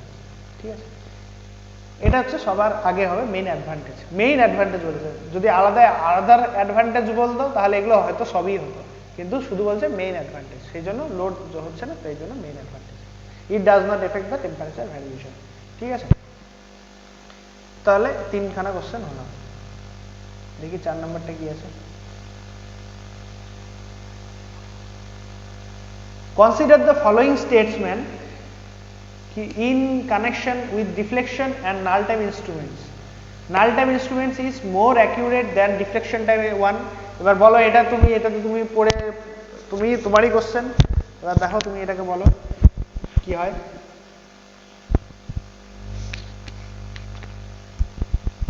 চেষ্টা করো।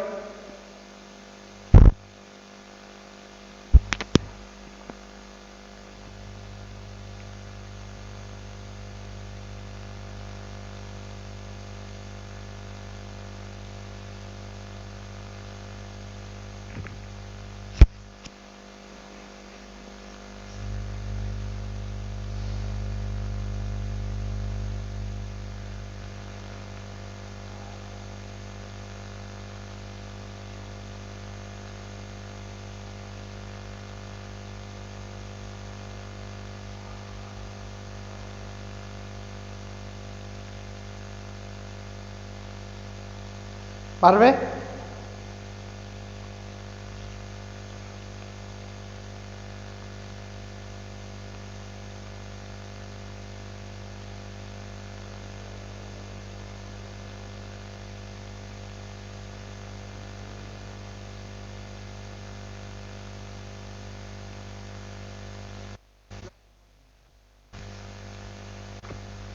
ঠিক আছে, কি বলেছে 1 নাম্বারটা কি বলেছে?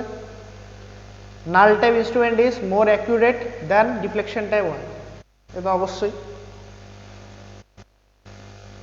এটা ঠিক আছে। এবার কি বলছে, null type instrument can be highly sensitive as compare with deflection type instrument. Sensitive তো অবশ্যই, সেন্সিটিভিটি তো বেশি থাকেই। আবার কি আছে number 3, under dynamic conditions null type instrument is not prefer to deflection type instrument. Under dynamic condition null type instrument is not prefer to deflection type instrument. প্রথম দুটো যদি বুঝে থাকো তাহলে 3 নাম্বারটা আমি তোমাকে বুঝিয়ে দিচ্ছি কি জিনিস।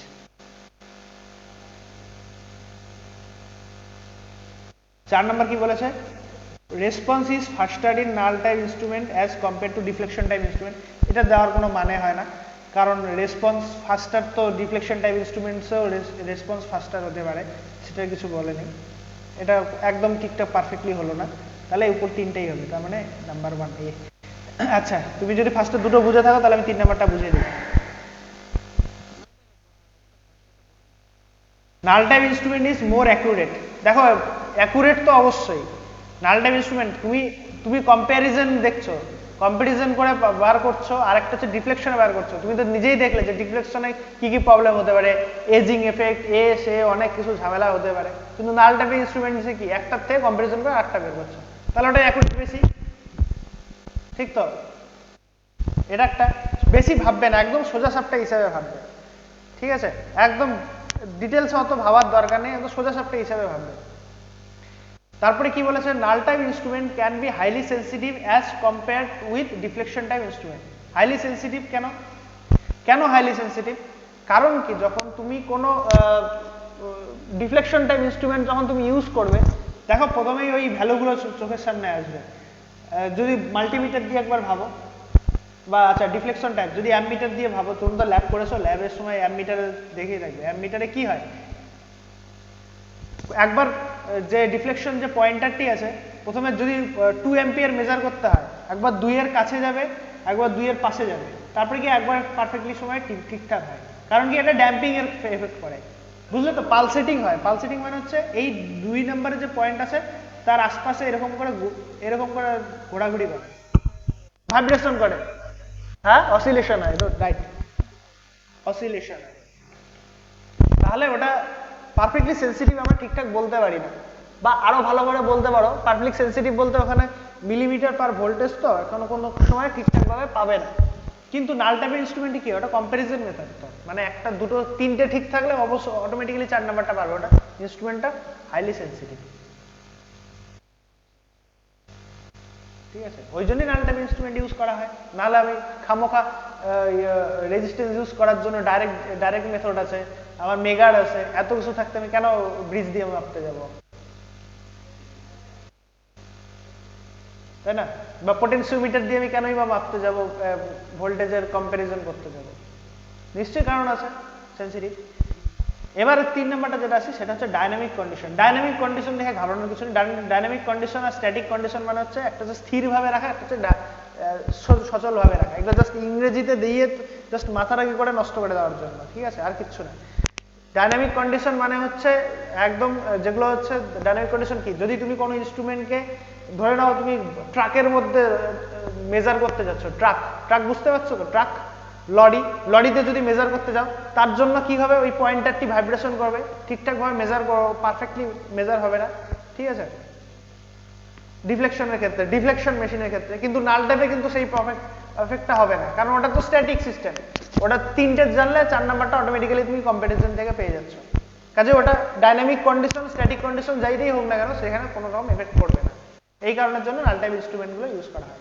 আর একটা দেওয়া আছে 4 number, response is ফাস্টার in null type instrument. ফাস্টার বলা সম্ভব নয়, কারণ ডিফ্লেকশন টাইপ ইনস্ট্রুমেন্টসও কিন্তু দুটোই ফাস্টার, কারণ তুমি যখনই ভ্যালু দিচ্ছ এটাও ফাস্ট হতে পারে, এটাও ফাস্ট হতে পারে।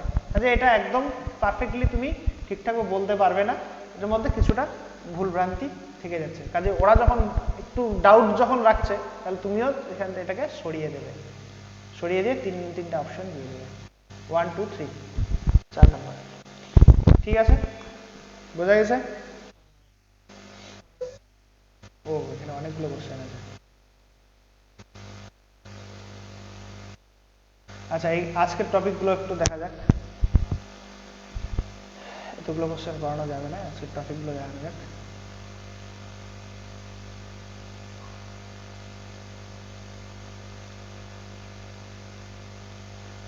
আচ্ছা বলো, এক এক করে বলো, ফার্স্ট অ্যান্সারটা কি হবে?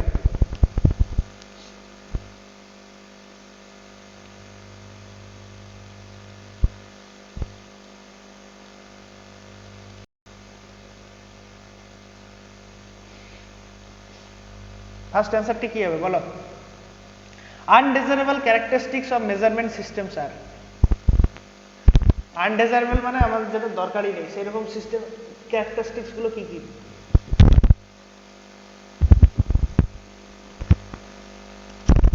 এগুলোর জন্য রেগুলার ক্লাস করতে হয়, ঠিকঠাক ক্লাস করলে ঠিকঠাক জিনিসগুলো জানতে পারবে।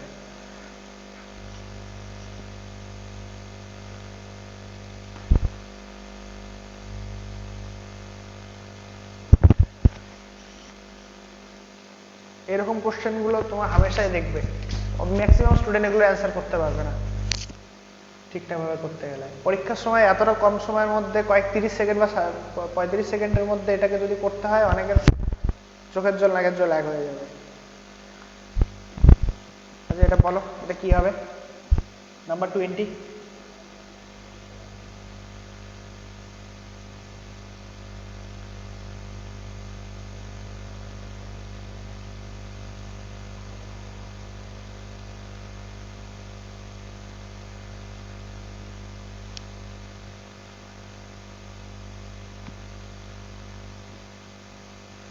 Undesirable characteristics of measurement systems are,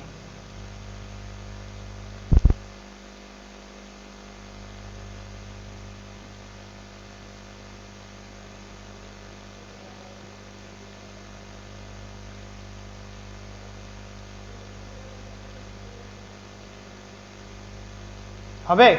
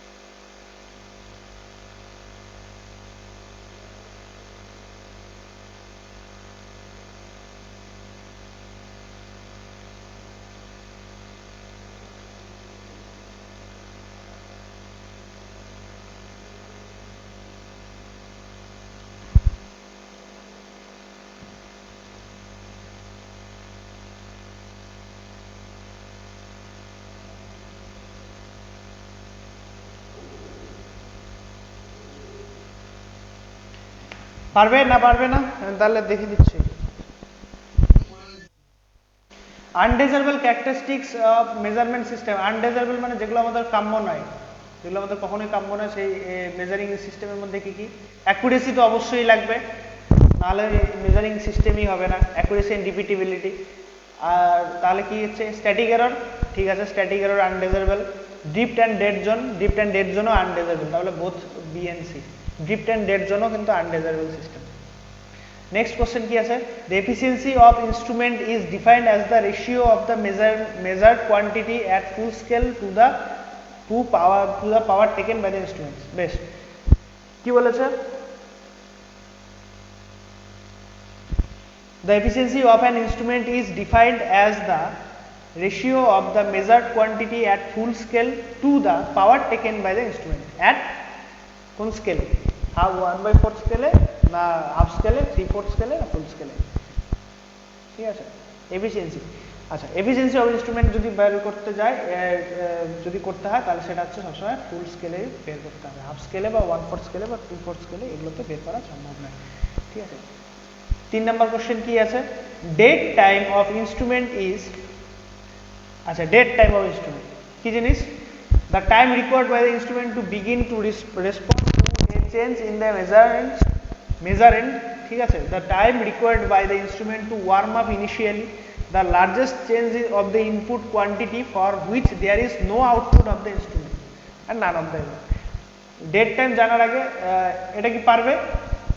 3 নম্বর কোশ্চেনটি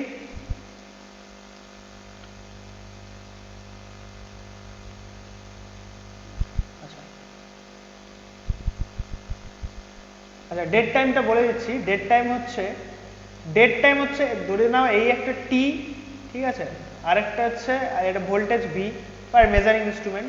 তখন কি হয়? একটা সামান্য একটা ভ্যালুর জন্য কি হয়, যেখানে আউটপুটে, এখানে আউটপুট যোগ দিতে পারো, আউটপুটে আমাদের 0 ভ্যালু পাওয়া যায়, সেই ভ্যালুটিকে বলা হয়, সেই টাইমটুকু বলা হচ্ছে ডেড টাইম। মানে কি? যে largest change of input quantity for which there is no output in the instrument. ঠিক আছে, একটা সামান্য একটা ভ্যালুর একটা টাইম থাকে, যেই সময়ের মধ্যে আমার আউটপুটে কোনোদিনও সেই একটা ওই পার্টিকুলারলি ভ্যালু পাওয়া যায় না, সেটাকে বলা হচ্ছে ডেড টাইম। ডেড টাইম মানে যেখানে কোনো কিছু ভ্যালু পাওয়া যাচ্ছে না, সেটা হচ্ছে dead time. The largest change of input quantity for which there is no output of the instrument.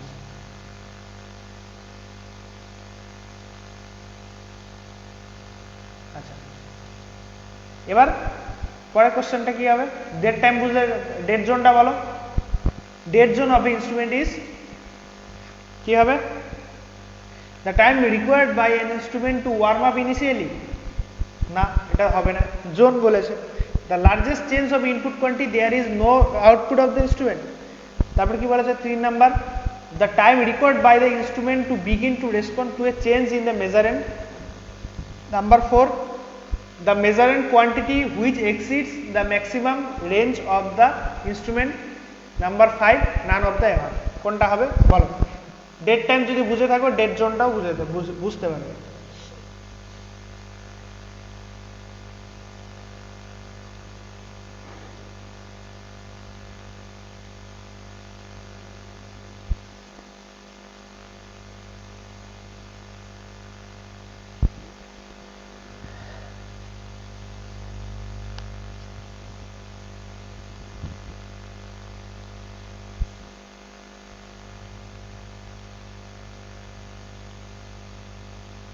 পারবে? কিছু বলো যে হ্যাঁ স্যার চেষ্টা করছি, না কিছু করছি না।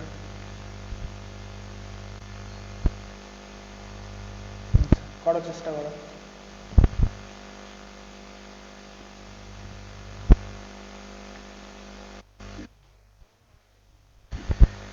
ডেড জোন মানে হচ্ছে যদি ধরে নাও এটা হচ্ছে ইনপুট, ঠিক আছে, এটা হচ্ছে আউটপুট, দুটো গ্রাফ যদি ধরে নেওয়া হয়, একটা নির্দিষ্ট ইনপুটের জন্য যেখানে কোনো সময় কোনোদিন আউটপুট পাওয়া যায় না, ঠিক আছে, একটা নির্দিষ্ট ইনপুটের জন্য যেখানে আউটপুট আমি পাচ্ছি না, আমি পাবো না, সেটাকে বলা হচ্ছে, সেটা হচ্ছে আমাদের ডেড জোন। ডেড টাইম কি? একটা টাইমের মধ্যে আমাদের কিন্তু কোনো আউটপুট পাচ্ছি না, সেটাকে বলা হচ্ছে dead time. Dead zone, dead time হচ্ছে অ্যাকচুয়ালি কোনো ইনস্ট্রুমেন্টসে সামটাইম কি কিছু কিছু ক্ষেত্রে প্রবলেম হয়, এগুলো লাস্ট ক্লাসে এগুলো অনেকগুলো আলোচনা করা হয়েছিল, বা এগুলো আমার যেগুলো প্লে লিস্টে আছে, তোমরা তো দেখো নি, প্লে লিস্টে যেটা আছে মেজারমেন্ট যে ক্লাস দেওয়া আছে ফার্স্টের দিকে, সেই ফার্স্টের দিকের ক্লাসগুলোতে কিন্তু এইগুলো ডেড টাইম ডেড জোন পুরো এলাবোরেটলি সব ডিসকাস করা আছে, একদম যেগুলো ক্র্যাশ কোর্সের মধ্যে যেগুলো আছে চ্যানেলের, সেগুলোতে একদম পুরো ডিটেলসে বলা আছে। তবুও বলছি, সেটা হচ্ছে ডেড টাইম হচ্ছে যে টাইমের বা যে একটা নির্দিষ্ট টাইমের মধ্যে ইনপুট দিচ্ছ কিন্তু আউটপুটে ভ্যালু পাচ্ছ না, সেটা হচ্ছে ডেড টাইম। ডেড জোনও সেম, একটা ইনপুট দিচ্ছ কিন্তু আউটপুটে তার কোনো রকম ভ্যালু পাচ্ছ না, সেই এরিয়াটুকুন বলা হচ্ছে ডেড জোন। ঠিক আছে, তাহলে ফার্স্টের অ্যান্সারটুকু, সেকেন্ড অ্যান্সারটুকু কি বলছে, the largest change of the input quantity for which there is no output of the instrument. এগুলো কোনো রকম ইনস্ট্রুমেন্ট যেগুলো আছে সেগুলোতে মাঝে মধ্যে এগুলো এফেক্ট ফল্ট দেখা যায়। এগুলো তোমাকে তো এইভাবে বলা সম্ভব না, এগুলো প্র্যাকটিক্যালি যদি কোনো ইনস্ট্রুমেন্ট থাকে তাহলে সেগুলোতে দেখিয়ে দিলে তোমরা বুঝতে পারবে যে ডেড জোন আর ডেড টাইম কি। নতুবা সিম্পল জিনিস গ্রাফগুলো মনে রাখো যে টাইম, ডেড টাইম মানে হচ্ছে দ্য লার্জেস্ট চেঞ্জ, মানে একটা নির্দিষ্ট টাইমের মধ্যে তুমি ইনপুট দিচ্ছ কিন্তু তুমি আউটপুট পাচ্ছ না, এটা যে টাইমের মধ্যে ইনপুট দিচ্ছ কিন্তু আউটপুট পাচ্ছ না সেটা হচ্ছে dead time. Dead zone same, একটা সিস্টেমের মধ্যে যখন তুমি ইনপুট দিচ্ছ কিন্তু আউটপুট পাচ্ছ না, এখানে টাইমের কোনো গল্প নেই, সেটা হচ্ছে ডেড জোন। ঠিক আছে, নেক্সট কোশ্চেন দিচ্ছি, বুঝতে পেরেছ?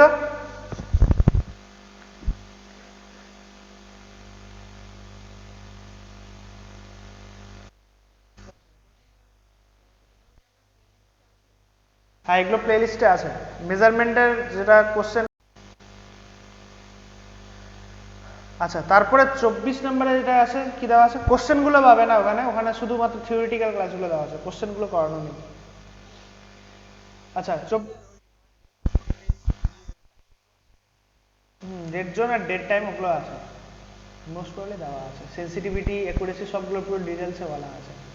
আচ্ছা, এবার 24 নম্বরে কি কোশ্চেনটা বলা আছে, torque by weight ratio of instrument indicates. Torque by weight ratio এটা কি ইন্ডিকেট করে? এটা তো পারবে, এটা বলো।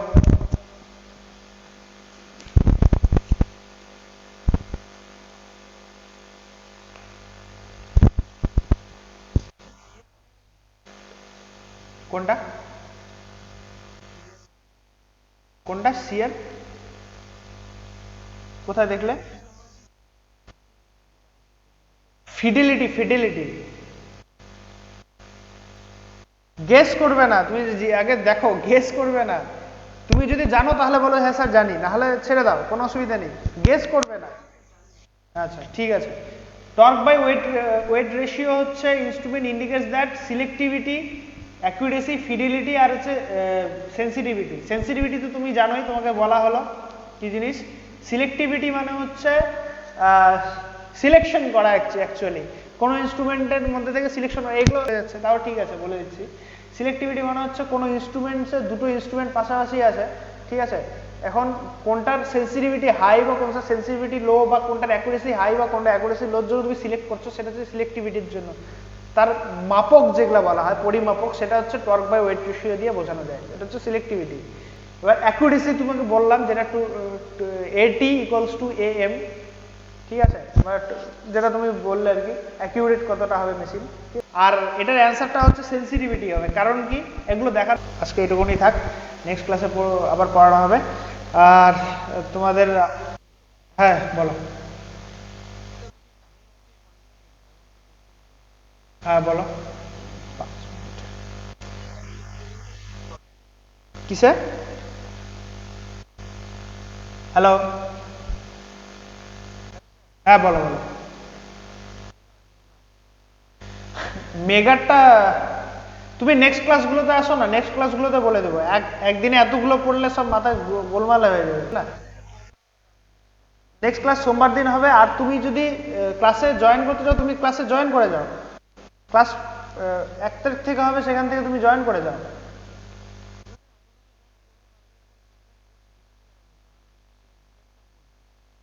আচ্ছা, তা তুমি তো তাহলে গ্রুপে আমাদের সঙ্গে কন্ট্যাক্ট করো, হোয়াটসঅ্যাপ গ্রুপে কন্ট্যাক্ট করো, ওখানে সবগুলো ক্লাসে করাতে গেলে অতগুলো করানো সম্ভব না একদিনে, যদি এখন গোটা মেজারমেন্ট করতে চাই তাহলে আমার কন্টিনিউয়াসলি 24-25 ঘন্টা কথা বলতে হবে, ঠিক আছে? এটা অত বড় সিলেবাস তুমি নিতে পারবে না, ঠিক আছে? অতগুলো এখন পড়ে লাভ নেই। তুমি তোমার কি ডাউট আছে তুমি হোয়াটসঅ্যাপ গ্রুপটা জানো তো কোনটা আছে? হ্যাঁ, সেই হোয়াটসঅ্যাপ গ্রুপে তুমি তোমার কি ডাউট আছে, কি জানতে চাও সেটা তুমি লিখে দাও, আমরা ঠিক সময় মতন দিয়ে দেবো আনসার, ঠিক আছে? আচ্ছা, তো আজকে এইটুকু পর্যন্ত ক্লাস থাকলো। এবার এই তোমরা যারা এখানে এই আমাদের ক্লাসে 1 নভেম্বর থেকে যারা জয়েন করতে চাও তারা এখানে জয়েন করে যাবে। 1 নভেম্বর 2021 থেকে আমাদের নতুন ব্যাচ স্টার্ট হচ্ছে, সেখানে মেজারমেন্টে আরো অনেক কিছু তোমরা জানতে পারবে, আরো পুরো ডিটেলসে জানতে পারবে, এবং তার সঙ্গে doubt solving, question, daily question, quiz question pattern, তার সঙ্গে মান্থলি উইকলি সবগুলো কোশ্চেনই এক্সাম হবে, ঠিক আছে? পুরো প্যাটার্ন আছে। তুমি আমাদের ডেইলি সেশনের কোশ্চেন সেশন থাকবে প্রত্যেকটা ক্লাসের পরে, তার উইকলি সেশনে একটা কোশ্চেন প্যাটার্ন থাকবে, এবং মান্থলি কোশ্চেন সেট থাকবে, তার সঙ্গে তো আলাদা মক টেস্টও থাকবে।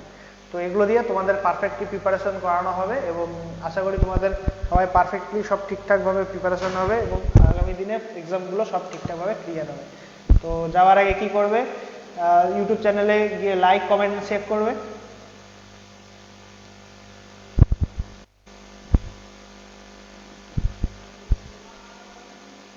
লাইক, কমেন্ট অ্যান্ড শেয়ার করবে, ঠিক আছে? আর সাবস্ক্রাইব করতে ভুলবে না শিক্ষা নিকেতনকে।